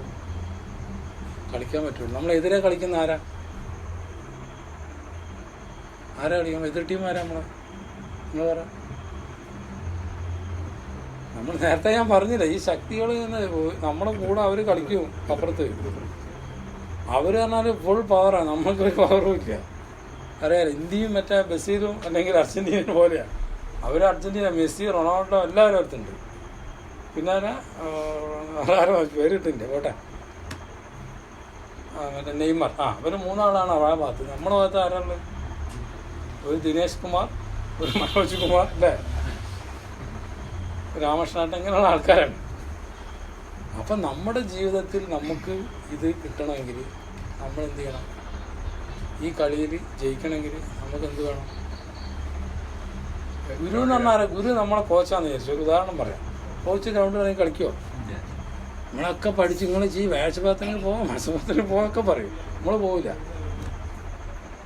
എന്നിട്ട് ഗ്രൗണ്ടിൽ ഇറങ്ങി കഴിഞ്ഞാൽ ഞാൻ കളിക്കുമ്പോൾ മറ്റേ വന്ന് അടിച്ച് കയറി പോസ്റ്റ് ഗോൾ അടിച്ച് കഴിഞ്ഞാൽ ഇപ്പം അങ്ങനെ അടിക്കാം. അവനെ അടിച്ചുകൊണ്ടിരിക്കുക ഇപ്പോൾ പോസ്റ്റ്. നമ്മളിങ്ങനെ ബാക്ക് എന്ന് പറഞ്ഞാൽ ഇല്ല, ബാക്ക് കുട്ടി ഗോളിയൊക്കെ ആകെ വിഷമിച്ച് നിൽക്കുന്ന അവസ്ഥയാണ്. പക്ഷെ ഇനി നമ്മൾ കളി മാറ്റാൻ പോകണം. അതിനാണ് ഞാൻ ഇത്രയും പറഞ്ഞത്. ഇനി നമ്മൾ വിട്ടുകൊടുക്കരുത്. ഞങ്ങളോട് പറയുന്നത്, നിങ്ങൾ കതിരൂർ വിട്ടുകൊടുക്കരുത്. അതാ പറയുന്നത്. അത് ഓരോ യൂണിറ്റിനും അത് പറഞ്ഞിട്ടുണ്ടെങ്കിൽ വിടരുത്. വിടമാട്ടെന്ന് പറഞ്ഞില്ല, അതന്നെ വിടമാട്ടെ, കണ്ടിപ്പാ വിടമാട്ടെ. വിടൂലെന്ന് പറഞ്ഞാൽ എങ്ങോട്ട് വിടരുത്. അതിന് വിടണേ എന്ത് വേണം? വിടാതിരിക്കണേ നമുക്ക് ആ പവർ വേണ്ടേ? കർമ്മശേഷി ഉള്ളവനെ എന്ത് ചെയ്യാൻ പറ്റുള്ളൂ? ഇത് മാറ്റാൻ പറ്റുള്ളൂ. എല്ലാ അറിവും കഴിവും ഭയങ്കര ശരീരം ഉണ്ടായിരുന്ന കാര്യമുണ്ടോ? ഇല്ല. യേശുവിൻ്റെ കൂടെ 12 ശിഷ്യന്മാരുണ്ടായിട്ടുള്ളൂ. നമുക്ക് നേരത്തെ പറഞ്ഞില്ലേ, അവർ ഇടിച്ച് കയറി എന്താ? അങ്ങനെ ഇടിച്ച് അവരെന്ത് ചെയ്ത് അവരുടെ ജീവൻ പോലും പണയം വെക്കാൻ തയ്യാറായിരുന്നു. നമ്മളെ കാലൊന്നും തന്നെ കുത്തിയാൽ മതി, അയ്യോ ഇനി ഞാൻ പോലാറി, അല്ലേ? അങ്ങനെ ആളുകളുണ്ട്. ഗുരു നമുക്ക് അങ്ങനെ ആക്കി, ഗുരു കിട്ടിയില്ല, അത് പരാതികളും പരിഭവങ്ങളും അത് ഇതെന്നൊക്കെ പറഞ്ഞ് നിൽക്കുന്ന ആളുകളാണ്. അപ്പം നമ്മളെ സംബന്ധിച്ച് നമ്മൾ ഇനി അങ്ങോട്ട് 2025 പുതിയ വർഷത്തിൽ നമ്മുടെ ടാർഗറ്റ് എന്ന് പറഞ്ഞാൽ ഈ നമ്മുടെ ആശ്രമ സമർപ്പണം, ഗുരുവിൻ്റെ 100ാം ജന്മദിനം. അത് വലിയൊരു ടാസ്ക്കാണ്. നിങ്ങൾ വിചാരിക്കുന്ന പോലെ കതിരൂർ ഈ യൂണിറ്റിൽ ഇത്ര കുടുംബമുണ്ട്, നമ്മളെ വിശ്വാസമില്ല. മൊത്തത്തിൽ എത്ര ഉണ്ടാവും? കുറേ ഇല്ല. ഈ ആൾക്കാർക്ക് ഗുരുവിനെ അറിയോ? അറിയില്ല. അപ്പോൾ എന്ത് ചെയ്യണം? എല്ലാ വീട്ടിലും ഇത് അറിയിക്കണം. ഞങ്ങളെ 15 കുടുംബം കൊണ്ട് കാര്യമില്ല. ലോകം മുഴുവൻ അറിയിച്ച 12 ആൾക്കാരാണ്. അപ്പോൾ നമ്മൾ ഈ 15 ആളെന്ന് പറഞ്ഞാൽ ആരാണ്? ചില്ലറക്കാരല്ല. നമ്മളൊക്കെ എന്ന് പറഞ്ഞാൽ പെലയാണ്, പെല. മനസ്സിലായില്ലേ? നമ്മൾ അറിയുന്നില്ല നമ്മുടെ ഉള്ളിൽ പെലയുണ്ട്. നമ്മൾ ആയിരിക്കും ഇവിടുത്തെ ഏതാണ് പട്ടാചാരി, ഏതോ ഇന്ത്യൻ കളിക്കാരാന്ന് ഇരിക്കുന്നത്. നമ്മുടെ ഉള്ളിൽ 1000 പെലയുണ്ട്, ഒന്നല്ല. അപ്പം എന്ത് ചെയ്യണം? ആ വിശ്വാസം നമുക്ക് വേണമെങ്കിൽ ഗുരു അവിടെ നിന്ന് ഇങ്ങനെ കഷ്ടപ്പെട്ട് ഇങ്ങനെ പറയും. നമ്മളെന്ത് ചെയ്യും? കോച്ചിനിറങ്ങി കളിക്കാൻ പറ്റുമോ? കളിച്ച് ജയിപ്പിക്കുന്നത് നമ്മളല്ലേ? ഞാനൊരു ഉദാഹരണം പറയാം മനസ്സിലാവാൻ വേണ്ടിയിട്ട്. അപ്പോൾ അവസാനം നമ്മുടെ കളിയിൽ നമ്മൾ തോക്കാൻ പാടില്ല. അതിനാണ് ഞാൻ പറഞ്ഞത്, ഇതിൽ കളിക്കുമ്പോൾ ഇതിൽ പുതിയ ചെറുപ്പക്കാർ, മനസ്സിലായില്ല? അതായത് പുതിയ ഈ ഗുരു സങ്കല്പം ജനിച്ച കുട്ടികളില്ലേ, അവരാണ് മുന്നിൽ നിൽക്കേണ്ടത്. നമ്മളൊന്നും പോയി മുന്നിൽ നിൽക്കരുത്. എന്നാൽ അപ്പം തന്നെ തെറിച്ചു പോകും നമ്മൾ. രാമകൃഷ്ണനൊക്കെ ബാക്കിൽ പ്രായമുള്ള ഭാസ്കരേട്ടൻ അങ്ങനെയുള്ള ടീമൊക്കെ ഡിഫൻഡേഴ്സ്, അവർ ഏറ്റവും പുറകിൽ. കാരണം അവർക്ക് കാരണം അവരെല്ലാവരും കഴിഞ്ഞിട്ട് ഇങ്ങോട്ട് വരുള്ളൂ. അപ്പോൾ മുന്നിൽ നല്ല പിള്ളേർ ഈ 73 ശേഷം അല്ലെങ്കിൽ 95-ന് 10, 12 വയസ്സ്, 13 വയസ്സ്, 10 വയസ്സ് താഴെയുള്ള കുട്ടികളൊക്കെ അവരെങ്ങനെ നിർത്തണം. ഇവിടെ കുട്ടികളൊന്നും ഞാൻ കാണുന്നില്ല, അതാണ് ഞാൻ നോക്കുന്നത്. എല്ലാവരും ഒളിച്ചിലൂടെ ഇവിടെ ഉണ്ടോ? ഒരു കുട്ടിയുണ്ടല്ലേ? ഒരു കുട്ടിയുണ്ട്. 2 ആളുണ്ട് മതി. നിങ്ങൾ 2 ആളാണ് ഫോർവേഡ് കേട്ടോ. ഇനി റൈറ്റ് ഫോർവേഡ്, ലെഫ്റ്റ്. അപ്പോൾ അവിടെ നിങ്ങൾ 2 പേരും നിന്നിട്ട് അപ്പോൾ അതിനെന്ത് വേണം? ഇവർ ഫോർവേഡായിട്ട് കാര്യമില്ലല്ലോ. പിന്നെ കുറച്ച് മിഡിൽ ഏജിലുള്ള ആൾക്കാർ സെൻട്രൽ ഫോർവേഡ്, മനസ്സിലായില്ല, മിഡ്ഫീൽഡിൽ, പിന്നെ ഡിഫൻസിൽ, പിന്നെ ഗോളി ഞാൻ കാണുന്നില്ല അവിടെ. ഇടയ്ക്കാൻ ഞാൻ തന്നെ നിൽക്കാം ആരുമില്ലെങ്കിൽ. അപ്പോൾ അതാണല്ലേ വരുള്ളൂ.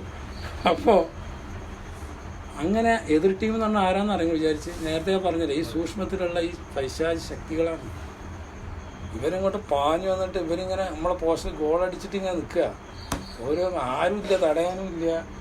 ഗ്രൗണ്ടിൽ ആൾ വേണ്ടേ? ഇപ്പോൾ ഗ്രൗണ്ടിൽ ആളില്ല, അവനും ഇഷ്ടം പോലെ അടിക്കാമല്ലോ.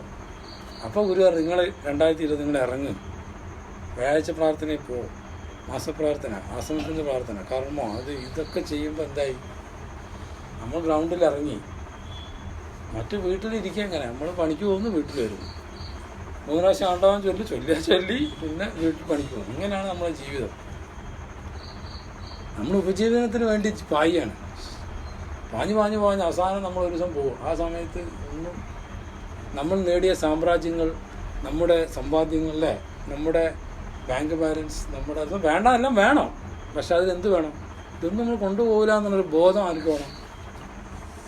നമുക്ക് അവസാനം അവിടെ ചെല്ലുമ്പോൾ ഇതൊന്നും കൊണ്ട് അങ്ങോട്ട് പോകാൻ പറ്റില്ല. അപ്പോൾ ചോദിക്കുക, നേരത്തെ പറഞ്ഞാണ് ചോദ്യമാണ്, ഓരോന്നും ചോദിക്കുകയാണ്. അപ്പോൾ ഒന്നുമില്ല, ഇനി വേഷപ്രാർത്ഥന ഇല്ല, മാസപ്രാർത്ഥന ഇല്ല, ഒന്നുമില്ല. ഇല്ല, അതന്നെ നേരത്തെ പറഞ്ഞു. അപ്പോൾ പഠിച്ച് ഇല്ല പറഞ്ഞില്ലേ. അപ്പം എല്ലാ പ്രാർത്ഥനയും നിങ്ങളിനി പങ്കെടുക്കണം, നില്ലാക്കരുത്. അപ്പോൾ ഈ നിൽ മാറ്റിയിട്ട് ഒന്നേന്ന് തുടങ്ങുകയാണ് നമ്മൾ. ഇനി അങ്ങോട്ട് എന്താണ്, ഒരു എക്സ്ക്യൂസും ഇല്ല. ഒരു വീട്ടിൽ നിന്ന് ഒരാളെങ്കിൽ എല്ലാത്തിനും പങ്കെടുക്കണം. എല്ലാവർക്കും പങ്കെടുക്കണം എന്ന് ഞാൻ പറയുന്നില്ല. ഓരോ കാര്യത്തിനും വീട്ടിൽ നിന്ന് ഒരു എന്താ വെച്ചാൽ, ഈ ഒരു കളിയിൽ നമ്മൾ ജയിക്കുമ്പോൾ നമ്മളല്ല ജയിക്കുന്നത്. ആരാ ജയിക്കുന്നത്? ഗുരുവാണ് ജയിക്കുന്നത്. നമ്മൾ തോറ്റാൽ ആരാ തോക്കുന്നത്? അപ്പോൾ ഗുരുവിനെ നമ്മൾ എന്താ ചെയ്യേണ്ടത്? ജയിപ്പിക്കണ്ടേ? എന്നാ പറ, ഞാൻ പറയില്ല. ഗുരു അതന്നെ. അതാ ഞാൻ അതാണ് ഞാൻ പറയുന്നത്. അപ്പൊ ജയിക്കാൻ വേണ്ടി ഒരു സിനിമ ഞാൻ ജയിക്കാൻ വേണ്ടി മാത്രം കളിക്കുന്ന കളിയെന്ന് പറഞ്ഞില്ലേ, ഏതൊരു സിനിമ ഞാൻ ഇങ്ങനെ എവിടെ കേട്ടതാണ്. ഇല്ലേ, ഏത് സിനിമ എനിക്കറിയില്ല. മാഷം കണ്ടുണ്ടോ? ഉണ്ടായിരിക്കുക. അറിയില്ല ഇരിക്കുക. ഞാൻ പിന്നെ സത്യം തുറന്നു പറയും, ഞാൻ സിനിമ കണ്ടില്ല, ഏതൊരു ഡയലോഗ് എവിടുന്നാ കേട്ടാണ്. ഇത് നമ്മൾ ജയിക്കാൻ വേണ്ടി മാത്രം കളിക്കുന്ന കളിയാണ്. ആ കളിയെ നമ്മുടെ കൂടെ ആരുണ്ട്? ഗുരു. പിന്നെ നമുക്ക് എന്ത് പേടിക്കണം? മഹാഭാരത യുദ്ധം ജയിച്ചത് ശ്രീകൃഷ്ണ ഭഗവാൻ പഞ്ചപാണ്ഡവന് കൂടെ ഉള്ളതുകൊണ്ടാണ്. എത്രയോ അശ്വമണി എന്നാൽ എത്രയോ കോടിക്കണക്കിനുള്ള സകല സൈന്യങ്ങളും ശ്രീകൃഷ്ണൻ്റെ ദുര്യോധന കൊടുത്തത്. ദുര്യോധന ഭയങ്കര സന്തോഷമായി. പാവം യുധിഷ്ഠിരൻ പറഞ്ഞ് കൃഷ്ണൻ മാത്രം മതി എന്ന് പറഞ്ഞു. കണ്ടോ, ഒന്നുമില്ല, ഞാൻ ആയുധം പോലും എടുക്കൂലെന്ന് പറഞ്ഞു. ആയുധമില്ലാത്ത കൃഷ്ണനെ മാത്രമാണ് ആരും ഉണ്ടായത്?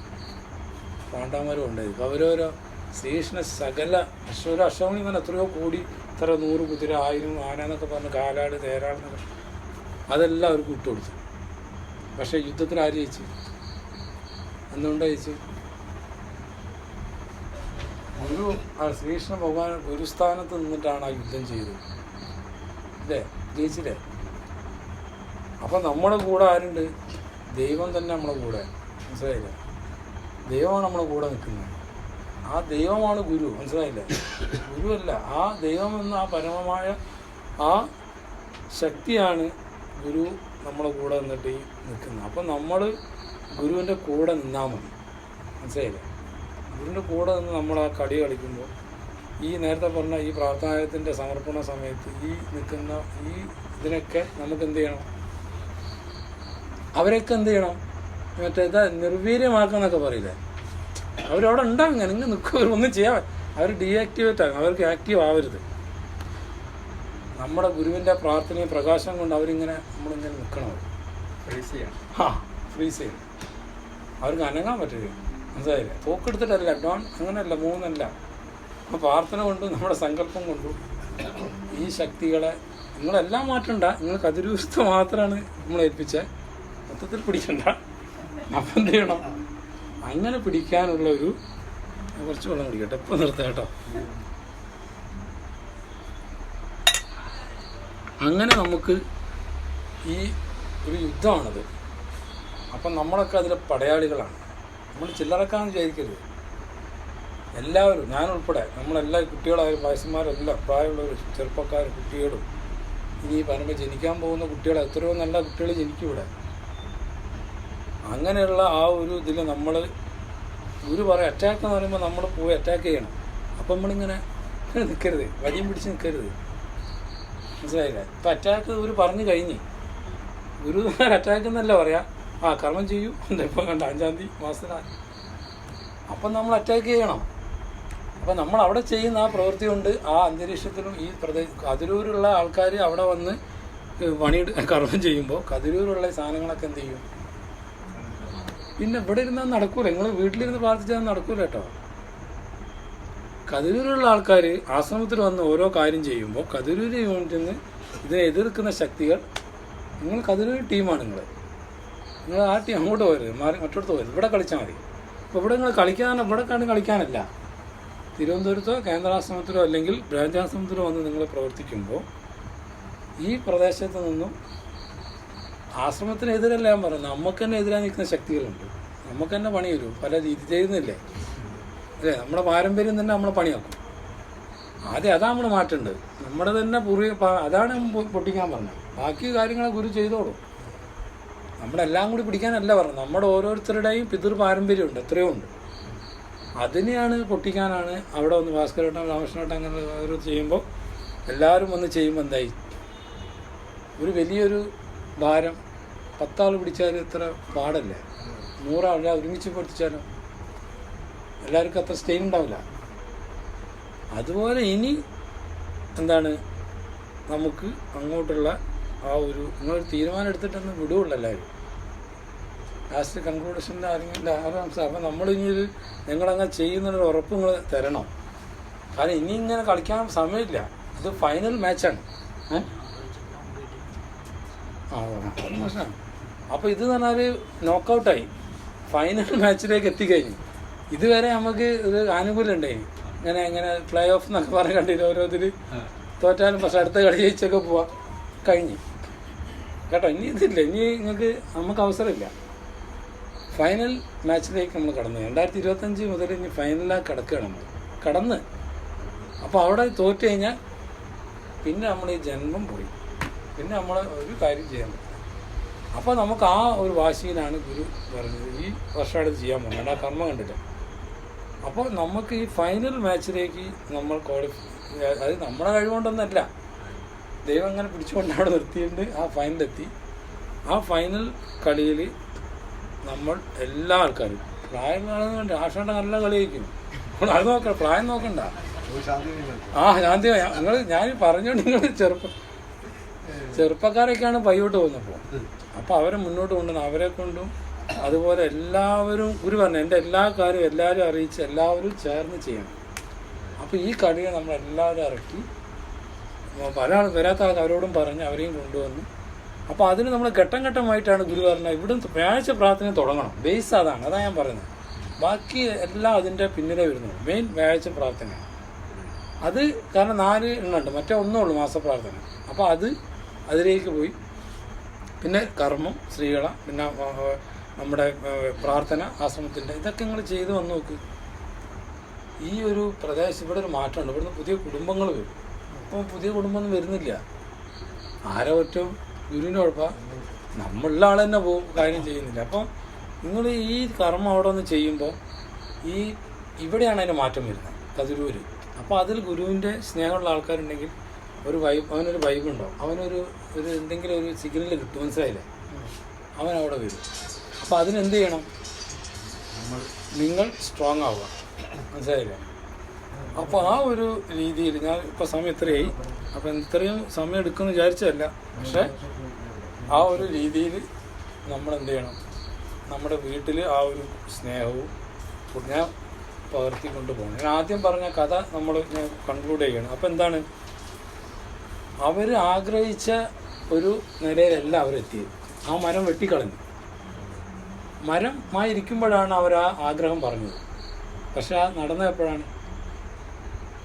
ആ മരം മുറിച്ചതിന് ശേഷമല്ലേ? അതുപോലെ നമുക്ക് ഇന്ന് നമ്മൾ വിചാരിക്കുന്ന കാര്യമല്ല ഗുരു നമുക്ക് തരിക, മനസ്സിലായോ? അവർ സ്വപ്നത്തിൽ വിചാരിച്ചാണോ? അവരൊരു തൊട്ടിലാവാൻ ആഗ്രഹിച്ചത്. പക്ഷേ ദൈവപുത്രൻ ആ കാലിത്തൊഴുത്തിൽ വന്ന് ജനിച്ച് മാലാഖമാർ താരാട്ട് പാടി, എത്രയോ പ്രകാശങ്ങൾ അവിടെ വന്നു, എത്രയോ സന്യാസിമാർ, ആട്ടിടയന്മാർ. അത്രയും വലിയൊരു ഭാഗ്യം ആർക്ക് കിട്ടി? ആ മരത്തിന് കിട്ടിയില്ലേ? ആ ജീവൻ എവിടെ എത്തി? രണ്ടാമത്തെ മരം കപ്പലാവണം. നമ്മളങ്ങനെയാണ്, നമുക്കിപ്പോഴും അങ്ങനെ ചിന്ത, കപ്പലിൽ കയറണം, ഭയമാണ്. അങ്ങനെയല്ല. ഗുരു നമ്മളെ തോണി കയറ്റും. ആ തോണിയിൽ ആരുണ്ടാവും? ഗുരു ഉണ്ടാവും. പിന്നെ ആ തോണിയിൽ തുഴഞ്ഞ് നമ്മൾ പോയാൽ പോരെ, ഗുരു അവിടെ ഇരുന്നാൽ മതി. അപ്പോൾ ആ തോണി എന്ന് പറയുന്നത് ചെറുതായിട്ട് നമ്മൾ കാണരുത്. ആ തോണി മഹത്വപ്പെടുന്നത് അവിടെ ആരിയ്ക്കുന്നുണ്ടാണ്? ആ ഗുരു ഇരിക്കുമ്പോഴാണ്. ഇതെങ്കിൽ സാധാ തോണിയില്ലേ? ആ അപ്പം ആ തോണി തുഴഞ്ഞ് അല്ല, നാവികൻ നീ ഭവാദിക്കോ അല്ലേ, നാവികൻ തോണി അതാ. അപ്പം ആ തോണിയിൽ നമ്മളിങ്ങനെ കയറി അവിടെ ഇരുന്ന് ഗുരു നമ്മളങ്ങനെ കൊണ്ടുപോകണം. മനസ്സിലായില്ലേ? അതാണ് രണ്ടാമത്തെ. മനസ്സിലായില്ലേ? നമ്മൾ കപ്പലിൽ പോകണമെന്നൊക്കെ വിചാരിച്ചു കഴിഞ്ഞാൽ ചിലപ്പോൾ കപ്പൽ മറ്റേ ടൈറ്റാനിക് പോലെ മഞ്ഞുമല തട്ടിട്ട് ഇട്ടും പണിയായി പോകും. മനസ്സിലായില്ലേ? അതുകൊണ്ട് അങ്ങനെ ആരും ചിന്തിക്കണ്ട. ചിന്തിക്കണം, നല്ലതാണ്. പക്ഷെ മൂന്നാമത്തെ മരം എന്ത് സംഭവിച്ചു? ലോകത്തിനൊരു അതാണ് അറിവുള്ള മരം. കണ്ടോ? അത് അന്നേ ചിന്തിച്ച് മറ്റൊരു കപ്പലാവണം, അങ്ങനെ അവിടെ അടിച്ചുപൊളിയാവും. ഈ മരം ചിന്തിച്ചാൽ എന്താ? എനിക്ക് ലോകത്തിന് പ്രതീക്ഷയും പ്രത്യാശയുമായി എന്തെങ്കിലും ആയിത്തീരണം. ആ കുരിശിൽ ക്രിസ്തുവിനെ തറച്ചപ്പോൾ ആ കുരിശ് എന്തായി? ലോകം മൊത്തം ആരാധിക്കുന്നില്ലേ? കുരിശ് എന്ന് പറഞ്ഞാൽ എന്തായി മാറി? ലോകത്തിന് മുഴുവൻ വെളിച്ചമായി മാറി അല്ലേ? അപ്പം നാളെ നമ്മളും ഇങ്ങനെ ആ മരം വെട്ടിയവരെ നമ്മളും വെട്ടി മുകളിൽ ചെല്ലുമ്പോൾ നമ്മുടെ ഗുരു ചേർത്ത് പിടിച്ച് നിർത്തണം. നമ്മുടെ ആഗ്രഹങ്ങളെല്ലാം അവിടെ വരണ്ടേ? ഗുരുവിൻ്റെ ഇച്ഛ എന്താണ് നമ്മൾ ചെയ്യുന്നത്. അവിടെ ചെല്ലുമ്പോൾ ആ ഒരു എന്താണ്, ആ വാതിലിങ്ങനെ മലർക്കെ തുറക്കണം. മനസ്സിലായില്ല? അതിങ്ങനെ തുറക്കുന്ന സമയത്ത് നമ്മളവിടെ ചെല്ലുമ്പോൾ അത് തുറക്കണമെങ്കിൽ എന്ത് വേണം? മറ്റോ വായിക്കും, പേര് വിളിച്ചിട്ട് കാഴ്ച പ്രാർത്ഥന. അപ്പോൾ ഒന്നുമില്ലെങ്കിൽ തുറക്കൂല. അവിടെ ചെറിയൊരു ഗേറ്റ് ഉണ്ട്. നമ്മൾ ആ സമയത്ത് 2 ഗേറ്റ് ഉണ്ടല്ലേ, വലിയൊരു ഗേറ്റും സൈഡിലൊരു ചെറിയ ഗേറ്റ്. ആ ചെറിയ ഗേറ്റ് മറ്റേ പറഞ്ഞാൽ ചെറിയ സ്കൂൾ ഡ്രൈവർ എന്ന് പറഞ്ഞ പോലെ ചെറിയ ഗേറ്റ് തുറന്നിട്ട് നമ്മൾ പോകുന്ന ചിലപ്പോൾ ഞാൻ പറയുന്നില്ല, ആ ചെറിയ ഗേറ്റിൽ കൂടെ നമ്മൾ ഇടുങ്ങിയ വഴിയിലൂടെ പോകേണ്ടി വരും. വിശാലമായ വഴിയിലടങ്ങി മനർക്കെ തുറന്ന് ദൈവസന്നിധാനത്തിലേക്ക് ആ ഗുരു ഇങ്ങനെ സിംഹാസനം ഇരിക്കുമ്പോൾ നമുക്ക് അവിടെ നിന്ന് പോയി നിൽക്കാൻ പറ്റില്ല. നമ്മൾ ചെറിയ ഗേറ്റിൽ കൂടെ പോയിട്ട് എവിടെ എത്തുമെന്ന് ഞാൻ പറയുന്നില്ല. അപ്പം ചെറിയ ഗേറ്റ് തുറക്കണോ വലിയ ഗേറ്റ് തുറക്കണോ എന്നുള്ള തീരുമാനിക്കേണ്ടത് ഇപ്പോഴാണ്. ഇനി കുറേ വലിയ ഗേറ്റ് ആയിക്കോട്ടെ. അപ്പം അങ്ങനെ തുറക്കൂല. അപ്പം നമ്മളെന്ത് ചെയ്യണം? നമ്മുടെ പ്രവൃത്തിയിലും നമ്മുടെ ആ ചിന്തയിലും നമ്മുടെ ആ ഒരു എന്താണ് ഇതൊക്കെ മാറി ഞാനെന്ന ഭാവം മാറി അവിടെ ചെല്ലുമ്പോൾ ഞാനില്ല. അതാണ് ഒരു സൂഫി സന്യാസി പറഞ്ഞ ഒരു ചെറിയ കഥ. സാന്ദർഭികമായിട്ടിപ്പോൾ സമയം ഇല്ലെങ്കിൽ ഞാൻ പറയാതിരിക്കാൻ വയ്യ. അദ്ദേഹം ഇങ്ങനെ ഒരു ചെറുപ്പകാലത്ത് ഒരു ഒരു ഒരു മനുഷ്യനിങ്ങനെ നടന്നു പോകുന്ന സമയത്ത് ഒരു കുടിൽ കാണും. അപ്പോൾ അതിൻ്റെ അകത്തൊരു പെൺകുട്ടിയുണ്ട്. അപ്പോൾ അദ്ദേഹത്തിന് 20 വയസ്സ് പ്രായമുള്ളൂ. ആ പെണ്ണിനൊരു അതിന് കുറവായിരിക്കും. അപ്പോൾ ആ കുടിൽ മുട്ടിയിട്ട് ആ പയ്യൻ ചോദിക്കും, അകത്ത് ആരാന്ന് ചോദിക്കും. അപ്പോൾ പറയും, അപ്പം ഞാൻ അകത്തേക്ക് വരട്ടെ എന്ന് ചോദിക്കും. അപ്പോൾ ആ കുട്ടി അകത്തുനിന്ന് ചോദിക്കും, പുറത്താരാന്ന് ചോദിക്കും. അപ്പോൾ പറയും ഞാനാണെന്ന് പറയും ആ പയ്യൻ. അപ്പോൾ വാതിലടച്ച് തുറന്നില്ല. പയ്യൻ പോയി. ഇപ്പം പോയി ഇങ്ങനെ. അപ്പോൾ അവളെ കുറിച്ചിട്ടുള്ള ഓർമ്മകൾ അവൻ്റെ ഉള്ളിൽ മൊത്തം. മനസ്സിലായില്ലേ? അപ്പോൾ അവളെക്കുറിച്ചാണ് അവൻ പറഞ്ഞതും പാടിയതും. അവളുടെ ഒരു ഓർമ്മകൾക്ക് മുന്നിലാണ് അവൻ പ്രദക്ഷിണം വെച്ച് പ്രാർത്ഥിച്ചതും ഒക്കെ ചെയ്തതൊക്കെ. അങ്ങനെ പിന്നെ ഒരു ഏകദേശം ആ ചിന്ത മാത്രമേ മനസ്സിലുള്ളൂ. അങ്ങനെ ഒരു 70 വയസ്സ് കഴിഞ്ഞപ്പോൾ തിരിച്ചു വന്നു. അദ്ദേഹത്തിന് ഇത്രയും പ്രായമായി. തിരിച്ചു വന്നപ്പോൾ അതേ കുടിൽ അവിടെ ഉണ്ട്. അപ്പോൾ ആ കുട്ടിക്കും പ്രായമായി. അപ്പോൾ വീണ്ടും ഇയാൾ ചെന്ന് മുട്ടും. അപ്പോൾ അവൾ ചോദിക്കും, പുറത്താരാന്ന് ചോദിക്കും. അപ്പോൾ ചെങ്ങായി ഇപ്പോഴും ആ ചോദ്യം അന്നും അതാണല്ലോ ചോദിച്ചത്, വേറെ ഒന്നും ചോദിക്കാനില്ലേ. അപ്പം ഇതിനെന്താ പറഞ്ഞാൽ ഞങ്ങൾ ചിന്തിച്ച് ആദ്യം ഞാനാന്നാ പറഞ്ഞത്. പക്ഷേ ഇപ്പോൾ അയാൾക്കത് പറയാൻ പറ്റില്ല. കാരണം ഇത്രയും 50 വർഷം നമുക്ക് 50 വർഷം അയാൾ അല്ലെങ്കിൽ തിരിഞ്ഞ് നടന്നു. അപ്പോൾ അയാൾ ചിന്തിക്കുക, ഞാൻ പാടിയതൊക്കെ ഇവിടെ കുറിച്ചാണ് പറഞ്ഞ്, കഥകളും ഇവിടെ കുറിച്ചാണല്ലോ പറഞ്ഞത്. അവിടെ ഓർമ്മകൾ പ്രദക്ഷിണം വെച്ച് അവളെക്കുറിച്ചാണ് എപ്പോഴും ഞാൻ ചിന്തിച്ചത്. അപ്പോൾ എന്തായി? ഞാനെന്നില്ല. മനസ്സിലായില്ല? അയാളെല്ലാം മാറി. അയാൾ പറയും നീ തന്നെയാണ് പുറത്തുനിന്ന് പറയും. അതാണ് നമ്മൾ ചിന്തിക്കേണ്ട പോയിന്റ്. അകത്തിരിക്കുന്ന ആരാണോ അതാണ്, നീ തന്നെയാണ്. ഇതൊരു ലവ് സ്റ്റോറി എന്നല്ല കേട്ടോ, അതൊരു സ്പിരിച്വൽ സംഭവം. അത് ആ പെണ്ണ് പറയും. അപ്പം ചോദിക്കുമ്പോൾ അവസാനം കുറേ നീ തന്നെയാണെന്ന് പറയും. അപ്പോൾ വാതിലും കൊണ്ട് പറയും. ശരി, അങ്ങനെ നമ്മളും നാളെ ഇങ്ങനെ അവിടെ ചെല്ലും. അത് പറയാനത് പറഞ്ഞേ, അവിടെ ചെല്ലുമ്പോൾ ചോദിക്കും പുറത്താരാൻ ചോദിക്കും. അപ്പോൾ നമ്മൾ എന്ത് പറയരുത്? ഞാനാന്ന് പറയരുത്. അതാ നേരത്തെ ഞാൻ പറഞ്ഞത്. ഞാൻ മിസ്റ്റർ എന്ന് പറഞ്ഞു കഴിഞ്ഞാൽ അവിടെ വേറെ പൂട്ടിട്ട് പൂട്ടും, മത്സ്യത്തായിട്ട് പൂട്ടിക്കണം. പിന്നെ ഒരിക്കലും കയറാൻ പറ്റില്ല. ചെറിയ ഗേറ്റും പൂട്ടും. ചെറിയ വീട്ട് എല്ലാവർക്കും പോകേണ്ട ഗേറ്റാണെങ്കിൽ അതും ഓർക്കില്ല. അപ്പം അങ്ങനെ വിനയപ്പെട്ട് അപ്പോഴാണ് ഇത് പറയാൻ കാരണം എന്താ പറയുക, അങ്ങനെ ചോദിക്കുമ്പോൾ നമ്മുടെ മനസ്സിൽ ഇങ്ങനെ ചിന്ത വരണം, ഞാൻ ജീവിച്ചിരുന്നപ്പോൾ. ആരെക്കുറിച്ച് പറയണം? നമ്മൾ ഗുരുവിനെ കുറിച്ച് പറയണം. നമ്മൾ പ്രദക്ഷിണം വെക്കേണ്ട എവിടെയാണ്? ഗുരുവിൻ്റെ പ്രാർത്ഥനാലയത്തിൽ അല്ലേ? ഗുരുവിന് ചുറ്റും നമ്മൾ എന്ത് ചെയ്യണം? പ്രദക്ഷിണം വെക്കണം. ഗുരുവിൻ്റെ ആ ചിന്തകൾ, ഓർമ്മകൾ നമ്മളിൽ ഉണ്ടാവണം. നമ്മളെ അച്ഛനും ഭാര്യയും മക്കളൊക്കെ ഉണ്ടായിക്കോട്ടെ. ഇപ്പോൾ അതിനുപരിയായിട്ട് ഗുരുവിൻ്റെ ഓർമ്മകളും ഗുരുവിൻ്റെ ആ ത്യാഗവും അല്ലേ, ഗുരുവിൻ്റെ കഷ്ടപ്പാടും ഗുരുവിൻ്റെ വേദനയും ഗുരുവിൻ്റെ ആ സ്നേഹവും, നമ്മളോട് കാണിച്ച സ്നേഹമില്ലേ, നമ്മുടെ ഓർമ്മകളിലൊക്കെ അതായിരുന്നു. ഗുരുവിന് വേണ്ടി ഞാൻ പ്രവർത്തിച്ചു, ശാന്തിമയമ ഗുരുമയ. ചിലപ്പോൾ നമ്മൾ വ്യസനിക്ക് ആയി മാറും. കുറേ കഴിയും, വയസ്സായാലും ഞാൻ ചെയ്തു.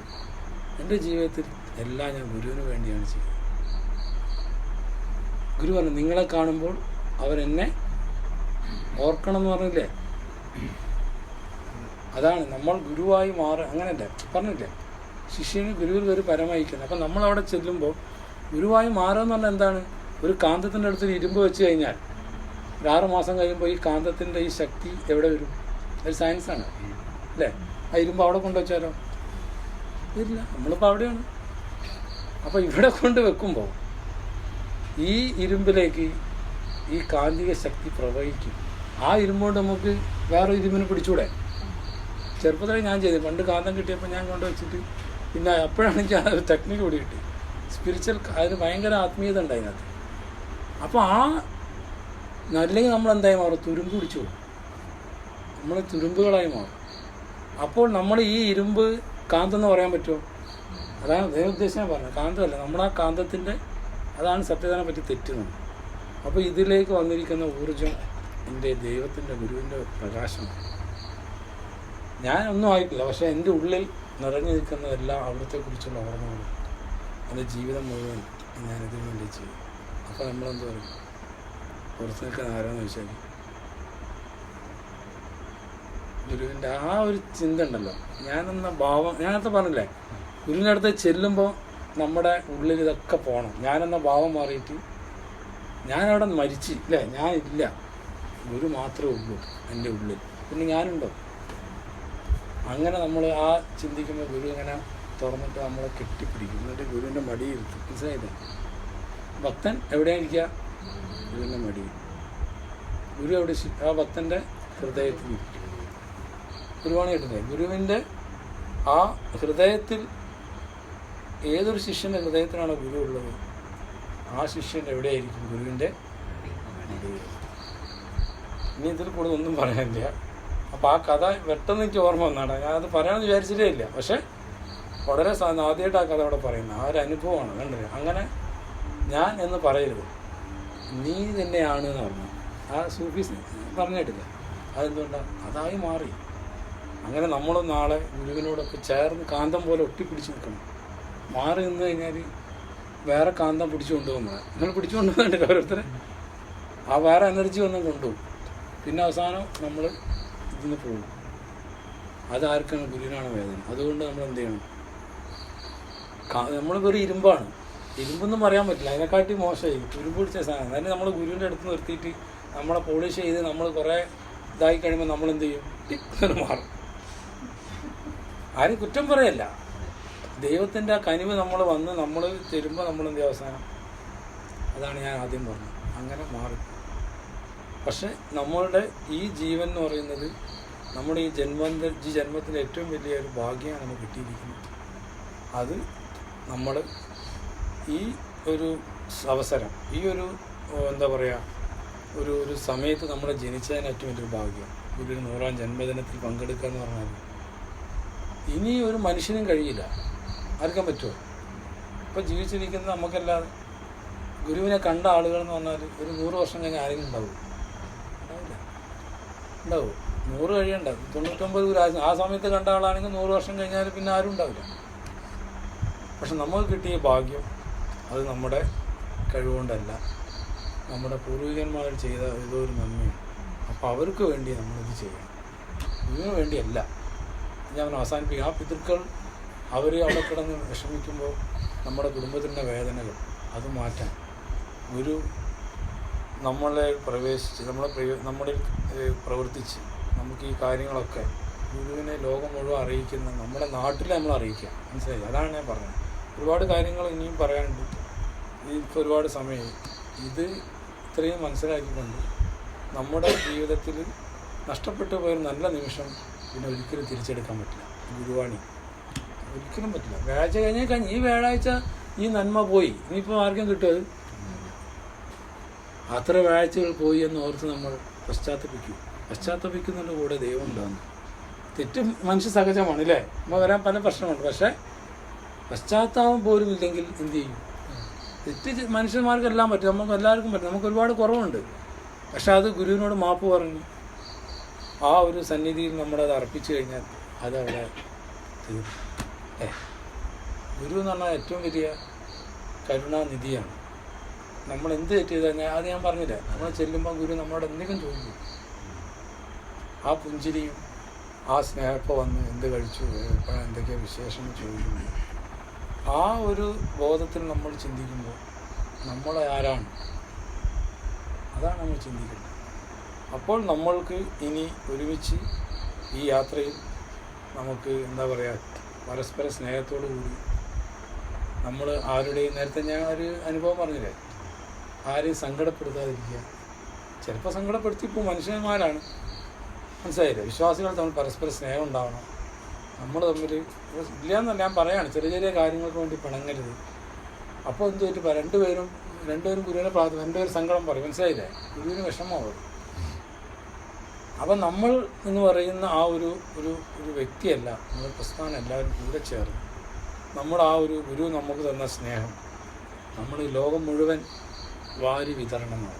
മനസ്സിലായില്ല? ഗുരു നമ്മളെ സ്നേഹിച്ചതിന് പകരം നമ്മൾ എന്ത് കൊടുക്കും ചോദിച്ചു ഒരു ശിഷ്യനോട് ഗുരു ചോദിച്ചു, നിങ്ങളെനിക്ക് എന്ത് തരും? ഞാൻ നിങ്ങളെ സ്നേഹിച്ചതിന് പകരമായി. നമ്മുടെ ഗുരുവല്ല, ഒരു അനുഭവം ഞാൻ പറയണം. അപ്പോൾ എല്ലാവരും ഉണ്ടായിരുന്നു. അപ്പോൾ ഒരു ശിഷ്യൻ എഴുന്നേറ്റ് എന്ന് പറഞ്ഞു, അങ്ങ് ഞങ്ങളെ സ്നേഹിച്ചതിന് പകരം നൽകാൻ ഞങ്ങളുടെ കയ്യിൽ ഒന്നുമില്ല, പക്ഷെ അങ്ങ് ഞങ്ങളിൽ തന്ന ആ സ്നേഹം ഞങ്ങൾ ഈ ലോകം മുഴുവൻ വാരി വിതറുന്നു. മനസ്സിലായില്ലേ? അത് നമ്മൾ ചെയ്തുകൂടെ? നമുക്കത് കൊടുത്തുകൂടെ? ലോകത്തിന് ഗുരുവിൻ്റെ സ്നേഹം നമുക്ക് കൊടുത്തുകൂടെ? അതിനെന്ത് വേണം? ഗുരുവിൻ്റെ സ്നേഹം കൊടുക്കണം, നമ്മൾ പരസ്പര സ്നേഹമുള്ളവരായിരിക്കും. അതാണ് ക്രിസ്തു പറഞ്ഞത്, ഞാൻ നിങ്ങളെ സ്നേഹിച്ചതുപോലെ നിങ്ങൾ പരസ്പരം സ്നേഹിക്കും. ഞാൻ നിങ്ങളെ നന്നായി. ക്രിസ്തു എങ്ങനെയാണോ സ്നേഹിച്ചത് അതുപോലെ സ്നേഹിക്കാനാണ് പറഞ്ഞത്. അല്ലാതെ നിങ്ങൾ പരസ്പരം സ്നേഹിക്കണം എന്നല്ല. അതിൽ ഗുരു നമ്മളെ സ്നേഹിച്ചതുപോലെ പറ്റുമല്ല, എന്നാലും നമ്മൾ ശ്രമിക്കുക. ആദ്യം നമ്മൾ വീടുകളിലെ സ്നേഹം നിറയട്ടെ, അത് പിന്നെ പരമ്പരയിലെ സ്നേഹം ഉണ്ടാവട്ടെ, അത് ലോകത്തിൻ്റെ സ്നേഹമായി നിറയട്ടെ എന്ന് മാത്രം പറഞ്ഞുകൊണ്ട് എൻ്റെ വാക്കുകൾ ഗുരുവാൻ സമർപ്പിക്കുന്നു. സന്ദേശം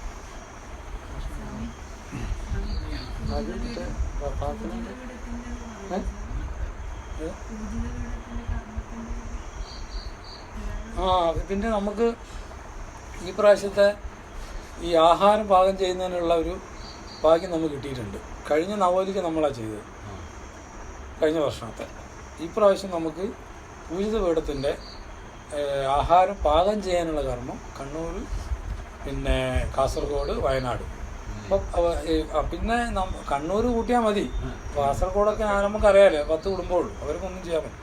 വയനാടും കുറച്ച് ബുദ്ധിമുട്ടാണ് അവർ. നമ്മളാണിത് മെയിൻ. കഴിഞ്ഞ പ്രാവശ്യം നമ്മൾ വളരെ നല്ല രീതിയിൽ ചെയ്ത് എല്ലാവർക്കും ഭയങ്കര അഭിപ്രായമായിരുന്നു. അവിടെ ഉത്സവം പോലെയും അറിയില്ല, മൊത്തം സ്ത്രീകൾ നിറഞ്ഞ് അടുക്കളയിലും ഒക്കെ ഫുള്ളാൾ. രാത്രി കുറച്ച് പോയെങ്കിലും അത് കുഴപ്പമില്ല.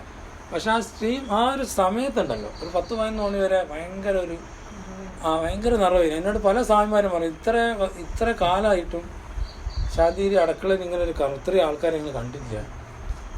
അപ്പം അത് നമ്മളെന്ത് ചെയ്തു, നമ്മളെ ഒരു പ്രതീക്ഷ കൊടുത്തു, ഇനി അത് കുറയ്ക്കാൻ പാടില്ല. അപ്പോൾ ഫെബ്രുവരി 21 നമ്മൾ ഈ ഗുരുവിനെ കാണും. രാവിലെ 10 മണിക്ക് നമ്മൾ കറിക്കരിയാൻ അറിയാലോ. കഴിഞ്ഞാൽ നമ്മളെല്ലാ ഫംഗ്ഷൻ അങ്ങനെ അപ്പം നമ്മളെല്ലാ സ്ത്രീകളും അവിടെ എത്തണം. ആ സമയത്ത് 20-ാം തീയതി തിരിക്കണം. ഈ 22-ാം തീയതി രാത്രി തിരിക്കണം. 21 രാവിലെ അവിടെ എത്തുന്നു. അവിടുത്തെ ഗുരുവിന് ആ ഗുരുദർശന സമയത്ത് നമ്മളെല്ലാം അവിടെ കൂടുന്നു. ഗുരു നമുക്ക് ആ ഒരു സങ്കല്പം തരുന്നു. നമ്മൾ നേരെ അടുക്കളയിൽ പോകുന്നു. പിന്നെ അന്ന് രാത്രി വരെ നമ്മൾ ഫുള്ള് കറിക്കരിയലും പാത്രം കഴുകലും അങ്ങനെ കുറേ കാര്യങ്ങളുണ്ട്. ഡിവൈഡ് ചെയ്തിട്ട് പല കാര്യം ചെയ്യേണ്ടാവും. സ്ത്രീകൾ മാത്രമല്ല പുരുഷന്മാരൊക്കെ വേണം, എല്ലാവരും. നമുക്ക് എന്ത് ചെയ്യണം? ആ ഗുരു നമ്മളെ ഏൽപ്പിച്ച ആ ഗുരു നമ്മളെ വിശ്വസിച്ച് ഏൽപ്പിക്കുകയാണ്. നമ്മളത് ചെയ്യുമെന്ന ഗുരുവിൻ്റെ ഒരു വിശ്വാസമാണ് നമ്മളൊക്കെ തരുന്നത്, അല്ലാതെ നമ്മുടെ കഴിവൊന്നുമല്ല. നമുക്ക് വലിയ അവിടെ നമ്മൾ ഗുരു അവിടെ ചെയ്തോളൂ. നമ്മൾ പോയി ആ നിറഞ്ഞ് നിന്ന് ചെയ്യുമ്പോൾ അപ്പം അതും ഒരു അറിയിപ്പായിട്ട് നമ്മൾ ഇപ്പോഴേ ടിക്കറ്റൊക്കെ ബുക്ക് ചെയ്യാൻ വേണ്ടിയാണ് നേരത്തെ പറഞ്ഞത്. അപ്പോൾ നമ്മളെന്ത് ചെയ്യണം? ആ ഇവിടുന്ന് എല്ലാവരും പങ്കെടുക്കണം. അത് കൂടാതെ നമുക്ക് ഏൽപ്പിച്ച ദൗത്യം ഗുരുവിന് സന്തോഷമാകുന്ന രീതിയിൽ നമ്മളെല്ലാവരും ചേർന്ന് ചെയ്യണം എന്നും കൂടി അറിയിക്കുകയാണ്.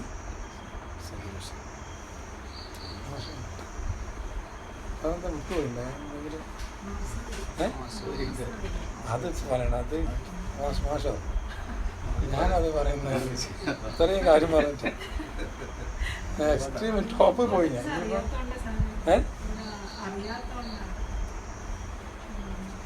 അതുകൂടി ഞാൻ പറയണം.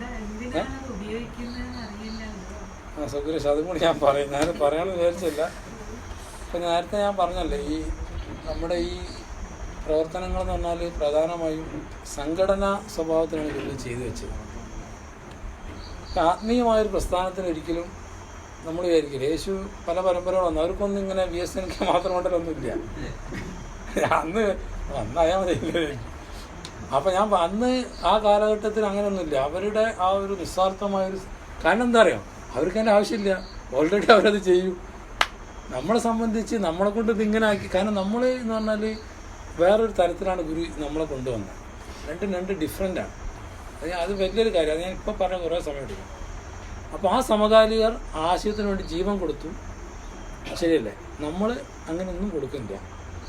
പക്ഷെ നമ്മുടെ തലമുറയിൽ അത് വരും, കണ്ടോ? അതങ്ങനെ വരും. ഗ്രാജുവലി അത് അങ്ങനെ വളർന്നു വരുമ്പോൾ അവരായിരിക്കും അതിൻ്റെ ഏറ്റവും വലിയ ആൾ വരും. മറ്റവരെന്ത് ചെയ്തു? ആദ്യത്തെ ആൾക്കാർ നല്ല, പിന്നെ ഇപ്പം എന്തായി? അവരിൽ ഒരുപാട് തെറ്റ് സംഭവിച്ചു. അത് പോട്ടെ.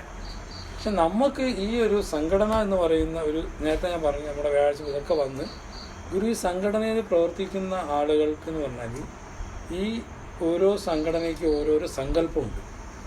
വെറുതെ അല്ല. BSNK മാത്രം ഉണ്ടല്ലോ ഗുരുമഹിമ ശാന്തിമഹിമ പറഞ്ഞാൽ ഒരു സങ്കല്പത്തിലാണ് ഗുരു ഈ ഒരു, അന്ന് ഗുരു പറഞ്ഞത് ഈ സംഘടനയിലൂടെ എന്ത് ചെയ്യണം? ഗുരുവിൻ്റെ ആശയത്തെ ലോകത്തിലെത്തിക്കുന്നതിന് വേണ്ടിയാണ്. മനസ്സിലായില്ലേ? അതിനെന്ത് വേണം? ഒരു കൂട്ടായ്മ വേണം. അപ്പോൾ ഈ കലിയുഗത്തിൻ്റെ ധർമ്മം എന്ന് പറഞ്ഞാൽ എന്താ? അതാണ് എന്ത്? ശ്രീനാരായണ ഗുരു പറയും, സംഘടന കൊണ്ട് ശക്തരാകുകയും. കേട്ടില്ലേ? അതാ ബുദ്ധനും പറഞ്ഞെന്താ? ധർമ്മം ശരണം ഗച്ഛാമി, അല്ലേ? സംഘം ശരണം ഗച്ഛാമി. അപ്പോൾ ധർമ്മം ശരണം. അപ്പോൾ എന്താണ്? സംഘടനയിലൂടെ മാത്രമേ ഇതിനെ പ്രവർത്തിക്കാൻ പറ്റൂ. അപ്പം ഈ ഒരു കാലഘട്ടത്തിൻ്റെ പ്രത്യേകതയാണത്. മനസ്സിലായി? എല്ലാ സ്പിരിച്വൽ എല്ലാവരും ഭയങ്കര ആത്മീയ ആൾക്കാർ, അതിൻ്റെ ആവശ്യമില്ല. പക്ഷെ നമ്മളെ കൊണ്ട് ഇത് എന്തിനാ ചെയ്യുന്ന അറിയാം. ഇപ്പം നമ്മളൊരു 50 രൂപ മാസത്തിൽ കൊടുക്കുന്നു BSNKൻ്റെ. എന്തിനാ കൊടുക്കുന്നത്? വെറുതെ കൊടുക്കുന്നതല്ല. ആ കൊടുക്കുന്ന ഒരു വ്യക്തി എന്ന് പറയുന്നത്, ആ അതിലംഗമായൊരു വ്യക്തി ഒരംഗത്വം കൊടുക്കുക എന്ന് പറഞ്ഞാൽ അതിന് ഭൗതിക തരം ഞാൻ പറയുന്നില്ല, അതെന്തോ ആട്ടെ. ആത്മീയ തരം എന്ന് പറഞ്ഞാൽ ഈ പൈസ കൊണ്ട് എന്താ ചെയ്യുക? ആ പൈസ കൊണ്ട് നമ്മൾ എന്താ അവിടെ ചെയ്യുന്നത്? ഈ ഗുരുവിൻ്റെ ആശയപ്രചരണത്തിന് വേണ്ടിയാണ് അത് ഉപയോഗിക്കുന്നത്. നമ്മളാരും ആശയം പ്രചരിപ്പിക്കാൻ പോകുന്നുണ്ടോ? അപ്പോൾ പ്രചരിപ്പിക്കുന്നതിന് ഭാഗമായി പ്രവർത്തിക്കുന്ന ആൾക്കാരുണ്ട്, അല്ലേ? അവിടെ ഒരു സിസ്റ്റം ഉണ്ട്, അവരുടെ കാര്യങ്ങൾ. പിന്നെ ഇപ്പോൾ ഓരോ സ്ഥലങ്ങളിലേക്കുള്ള പ്രവർത്തനത്തിന് പോകുന്നു. ഈ പ്രവർത്തനത്തിന് വേണ്ടിയുള്ള ഫണ്ട് എവിടുന്ന് കണ്ടെത്തണം? ആശ്രമത്തിനടുത്ത് കൊടുക്കുകയല്ല വേണ്ടത്. അത് ഇതിൽ പ്രവർത്തിക്കുന്ന ഒരാൾക്ക്, ഈ പ്രവർത്തിക്കുന്ന ആ ഒരു സംഘടനയിലെ ആളുകൾ അത് കൊടുക്കുമ്പോൾ അവർ പ്രവർത്തിച്ച ഒരു ഫലത്തിൻ്റെ ഒരു നന്മ ആർക്ക് കിട്ടും? മനസ്സിലായില്ല? അതിനു വേണ്ടിയാണിത് കൊടുക്കാൻ പറയുന്നത്. അന്ന് ഗുരു പറഞ്ഞ ഒരു ചായയുടെ പൈസ കൊടുക്കാൻ, അതൊക്കെ ഒരു പ്രാവശ്യം പറഞ്ഞാണ്. ഇപ്പം അതൊക്കെ മാറി. ചായയുടെ പൈസ 30 രൂപയാണ്. അന്ന് 1 രൂപ ഗുരു, മാസത്തിന് 30 രൂപ. അതിൻ്റെ അർത്ഥം എന്താണെന്ന് വെച്ചാൽ അത്രത്തോളം ഗുരു അതിനെ പ്രാധാന്യം അതിനുണ്ട്. ഗുരുവിന് ഇപ്പം 30 രൂപ കിട്ടിയിട്ടല്ല, നമ്മുടെ വേർപ്പിൻ്റെ ഒരംശം നമ്മൾ അത് എന്താണ് ഗുരുവിന് നമ്മൾ കൊടുക്കുന്നത്, ആ സംഘടനാ പ്രവർത്തനത്തിന് അത് കൊടുക്കുമ്പോൾ ഈ പ്രവർത്തനത്തിലൂടെ വരുന്ന ഒരു മാറ്റം, ചിലപ്പോൾ ആ പ്രവർത്തനത്തിലൂടെ പുതിയ ആളുകളൊക്കെ വരും, ആശ്രമത്തിൽ വിശ്വാസികളാവും. അപ്പോൾ എന്ത് കിട്ടും? ആ ഒരു നന്മ ആർക്ക് കിട്ടും? നമുക്ക് കിട്ടും. ഗുരുവിന് നമ്മൾ കൊടുക്കുന്നതൊന്നും എന്തിനു വേണ്ടിയല്ല, നമുക്ക് വേണ്ടി തന്നെയാണ് കൊടുക്കുന്നത്. ഗുരുവിന് പൈസേൻ്റെ ആവശ്യമുണ്ട്. ഗുരു പറഞ്ഞാൽ എനിക്കിതിൻ്റെ ആവശ്യമൊന്നുമില്ല, ഞാനൊരു കൗബീനെ ഗുരുവാണെങ്കിൽ കൗബീനെ വെച്ചിരുന്നാൽ മതി, ഇതിൻ്റെ കാര്യമൊക്കെ ആൾക്കാർ നോക്കിക്കോളൂ അല്ലേ? ഗുരുവിൻ്റെ കാര്യം നോക്കാൻ ആൾക്കാരുണ്ടാവില്ലേ? മിണ്ടായിരുന്നാൽ മതി, ഒന്നും ചെയ്യണ്ട. ഞാൻ വെറുതെ ഇരുന്നാൽ മതി, ഗുരു ആൾക്കാർ നോക്കി. പക്ഷെ എന്തിനു വേണ്ടിയാണ് ഗുരു അങ്ങനെ ചെയ്യാന്ന്? നമ്മൾ ഓരോരുത്തർക്കും കൊണ്ട് മാസവരി, പ്രാർത്ഥന, പിന്നെ അത് പറഞ്ഞ പൂജിത പീഠത്തിൻ്റെ അത് മറ്റേത് ഓരോ കാര്യങ്ങൾ ഗുരു ഇങ്ങനെ പിടിക്കുന്നത് എന്തിനാ? അത് ഈ ഒരു കാര്യത്തിൻ്റെ ഓരോ കർമ്മത്തിൻ്റെ ഓരോ സങ്കല്പങ്ങളെ നമ്മുടെ വീട്ടിൽ നാളെ ഈ ഗുരുവിൻ്റെ, അതാ ഗുരു പറഞ്ഞ ഈ സംഘടനാ പ്രവർത്തനത്തിന് കൊടുക്കുന്ന പൈസയായാലും പ്രവർത്തിക്കുന്ന എന്തിനു വേണ്ടിയാണ് പ്രവർത്തിപ്പിക്കുന്നത്? ആളെ കൂട്ടാനൊന്നുമില്ല. നമ്മൾ ശരിക്കും ആളെ കൂട്ടാൻ വേണ്ടിയാണ് ഇങ്ങനെ ചെയ്യിക്കൊന്നും വേണ്ടിയൊന്നുമല്ല. നമ്മളെ കൊണ്ട് പ്രവർത്തിച്ചിട്ട് ഗുരു പറഞ്ഞെന്താ പറയുക, നിങ്ങളുടെ കുടുംബത്തിൽ ഗുരുവിൻ്റെ ആ പ്രകാശത്തെ കാണുന്ന കുട്ടികൾ വന്ന് ജനിക്കാൻ വേണ്ടിയാണ്. മനസ്സിലായില്ല? ആ നന്മയുള്ള ഭാഗ്യമുള്ള ഗുരുവിനെ കാണാൻ കഴിയുന്ന ദർശനത്തിൽ, ആ ഇങ്ങനെ കണ്ണടച്ചാലും തുറന്നാലും ഗുരുവിൻ്റെ ആ രൂപത്തെ കാണാൻ കഴിയുന്ന കുട്ടികൾ നമ്മുടെ വീട്ടിൽ, നിങ്ങളുടെ വീട്ടിൽ വന്ന് ജനിക്കാൻ വേണ്ടിയാണ് ഈ പൈസ വാങ്ങിക്കുന്നതും ഈ പ്രവർത്തിപ്പിക്കുന്നതൊക്കെ. ഈ VSNക്കാരും ആഗ്രഹമുണ്ടെങ്കിൽ ശാന്തി ഗുരുവിനെ ചെയ്യിക്കുന്ന എന്തിനു വേണ്ടിയാണ്? എത്ര ആൾ വന്ന് കതിരൂരും, എത്ര കുടുംബവും, നമ്മളെത്ര ആളുണ്ട് ഇപ്പോൾ ടോട്ടൽ എഴുതുന്ന സ്ട്രെങ്ത് എടുത്ത് നോക്കി കേരളത്തിൽ. ഇതങ്ങനൊന്നും വളരുന്ന പ്രസ്ഥാനമല്ല ഇത്. ഇതിനൊരു ദൈവനിശ്ചയമുണ്ട്. ആ ഒരു കാലമുണ്ട്, ആ സമയത്ത് ഇത് വരുള്ളൂ. പിന്നെ നമ്മളെ കൊണ്ട് ഇത് എന്തിനാണ് ചെയ്യിക്കുന്നത്? നമുക്കെന്താ? അതാണ് സോമനീറിൻ്റെ പരസ്യത്തിന് അന്ന് ഞാൻ പറഞ്ഞില്ലേ, നമുക്ക് കർണാടക തമിഴ്നാട്ടിൽ പോയപ്പോൾ ഒന്നും കിട്ടിയില്ല. ഗുരുവിനോട് പറഞ്ഞു ഞങ്ങൾക്ക് ആരും പരസ്യം തരുന്നില്ല. അന്ന് 250 രൂപയാണ് അതിൻ്റെ മിനിമം താരിഫ്. അപ്പോൾ ഗുരു എന്താ പറയുക, ഞാൻ നിങ്ങളെ അവിടെ അയച്ചതേ അവരെ പരസ്യം പിടിച്ച് പരസ്യം കിട്ടിയിട്ട് നിങ്ങൾക്ക് പൈസ ഉണ്ടാക്കാനല്ല, എന്നെക്കുറിച്ച് നിങ്ങളവിടെ പോയി പറയുമ്പോൾ അവർ തന്നാലും തന്നില്ലെങ്കിലും നിങ്ങൾക്ക് കിട്ടാനുള്ളത് കിട്ടും. മനസ്സിലായില്ലേ? അപ്പം നമ്മൾ ഈ പ്രവർത്തനത്തിന് പോകുമ്പോൾ ആൾക്കാർ വരും, വരാതിരിക്കും, ചില വിഷമമൊക്കെ വരും നമുക്ക് പല രീതിയിൽ. എന്നാലും നമ്മളെ കൊണ്ട് ചെയ്യിക്കുന്നത് എന്തിനാണ്? നമുക്ക് ആ നന്മ കിട്ടാൻ വേണ്ടി. മനസ്സിലായില്ലേ? അതാണ് ഈ സംഘടനാ പ്രവർത്തനത്തിൻ്റെ ബേസിക്കായിട്ടുള്ള ഒരു തത്വം നമ്മൾ പ്രവർത്തിക്കാൻ പറയുന്നത്. അല്ല പ്രവർത്തിച്ചിട്ട് ഭയങ്കരമായിട്ട് നമുക്ക് ആളാവാനൊന്നുമില്ല, അങ്ങനെയൊന്നും ആവാനും പറ്റില്ല. നമ്മുടെ വീട്ടിൽ ആ കുട്ടികൾ വന്ന് ജനിക്കണം, അങ്ങനെയുള്ള അതിന് യോഗ്യതപ്പെടുത്തണ്ടേ? നേരത്തെ പറഞ്ഞാൽ പിതൃക്കെ നോക്കിക്കുക, ഇത്ര കാലമായി നിൽക്കുന്നു. അപ്പോൾ അതിനൊരു വിരാമം ഇടാനാണ് ഗുരു പറഞ്ഞത് നിങ്ങളത് കർമ്മം ചെയ്യും. അപ്പോൾ സംഘടനയുടെ മാത്രമേ ഇത് പ്രവർത്തിക്കാൻ പറ്റുള്ളൂ, ഇല്ലേ എന്ത് സംഭവിക്കും? ഇതിലൊരു ആ ഒരു രീതിയിൽ പറ്റൂല. അതാണ് ഗുരു ഇതങ്ങനെ ചെയ്തു വെച്ചത്. അതായത് ഒരുപാട് ഞാൻ പറയുന്നില്ല. അപ്പോൾ എല്ലാവരും എല്ലാ കാര്യങ്ങളും അസൗകര്യം എന്നല്ല, നമ്മുടെ ആശ്രമത്തിൻ്റെ ഏത് കാര്യവും, നമ്മുടെ വികസന നിധി, ആശ്രമ സമർപ്പണ നിധിയിലെ പ്രാർത്ഥനാ നിധി, അങ്ങനെ കുറേ കാര്യങ്ങളുണ്ട്. ഇതൊക്കെ നമ്മുടെ എന്താണ് ആ മനസ്സറിഞ്ഞ്, അതാണ് ഒരു ദാനധർമ്മം ചെയ്യുമ്പോൾ എന്ത് ചെയ്യണം? സ്നേഹം പൂർവ്വം ചെയ്യണം അല്ലേ? സ്നേഹത്തിൻ്റെ ഭാഷയിൽ ചെയ്യണം. മനസ്സിലായില്ലേ? അപ്പം നമ്മൾ ആ ഒരു മനസ്സറിഞ്ഞ് ഗുരുവിൻ്റെ ആ എല്ലാ കാര്യത്തിലും നമ്മളെല്ലാവരും ചെയ്യുന്നവരാണ്. ഞാൻ ആരും ഇത് പറയല്ല. നമുക്ക് ഈ ഒരു എന്താണ് കിട്ടിയിരിക്കുന്ന ഈ അവസരം നമുക്ക് എന്തൊക്കെ ചെയ്യാൻ പറ്റുമോ അതൊക്കെ ചെയ്ത് നമ്മുടെ സംഘടനാപരമായിട്ട് നമ്മൾ ശക്തിപ്പെടണം. മനസ്സിലായില്ല? ഇല്ലാതെ നമുക്ക് നിലനിൽക്കാൻ പറ്റില്ല. അതാണ് കോർഡിനേറ്ററൊക്കെ വെച്ചെന്തിനാ അതിൻ്റെ ആവശ്യമുണ്ട്? എല്ലാവർക്കും വന്ന് എല്ലാവരും അങ്ങനെ ആയപ്പോൾ ഇതൊരു സിസ്റ്റമുണ്ട്. കോർഡിനേറ്റർ, യൂണിറ്റ്, അതിൻ്റെ തൊട്ട മുകളിൽ VSNക്ക് ഏരിയ കമ്മിറ്റി, പിന്നെ അതിൻ്റെ മുകളിൽ അതിൻ്റെ ഗവേണിംഗ് കമ്മിറ്റി, പിന്നെ ആർട്സ് ആൻഡ് കൾച്ചർ ഉണ്ടല്ലോ. ഇങ്ങനെ 4-3 ഇതുണ്ട്. അപ്പോൾ എന്താ ഈ പ്രവർത്തനങ്ങൾ പെട്ടെന്ന് തന്നെ താഴെ എത്തും അല്ലേ? അപ്പോൾ ഇതിൻ്റെ പ്രവർത്തിക്കാൻ വേണ്ടിയുള്ള ആളുകൾക്കും നമുക്കെല്ലാം തന്നെ ഈ ഒരു സംവിധാനത്തിലൂടെ നമ്മൾ പോയി നമുക്ക് ആ ലോകത്തിൻ്റെ സംസ്കാരം, ഗുരുവിൻ്റെ സംസ്കാരം ലോകത്തിലേക്ക് പകർത്താനാണ്. അതുകൊണ്ട് നമുക്ക് എല്ലാവരും എല്ലാ കാര്യത്തിലും ഗുരുവിൻ്റെ ആ ഒരു സ്നേഹത്തിന് വേണ്ടി പ്രവർത്തിക്കണം എന്നറിയിക്കാൻ സന്ദേശം.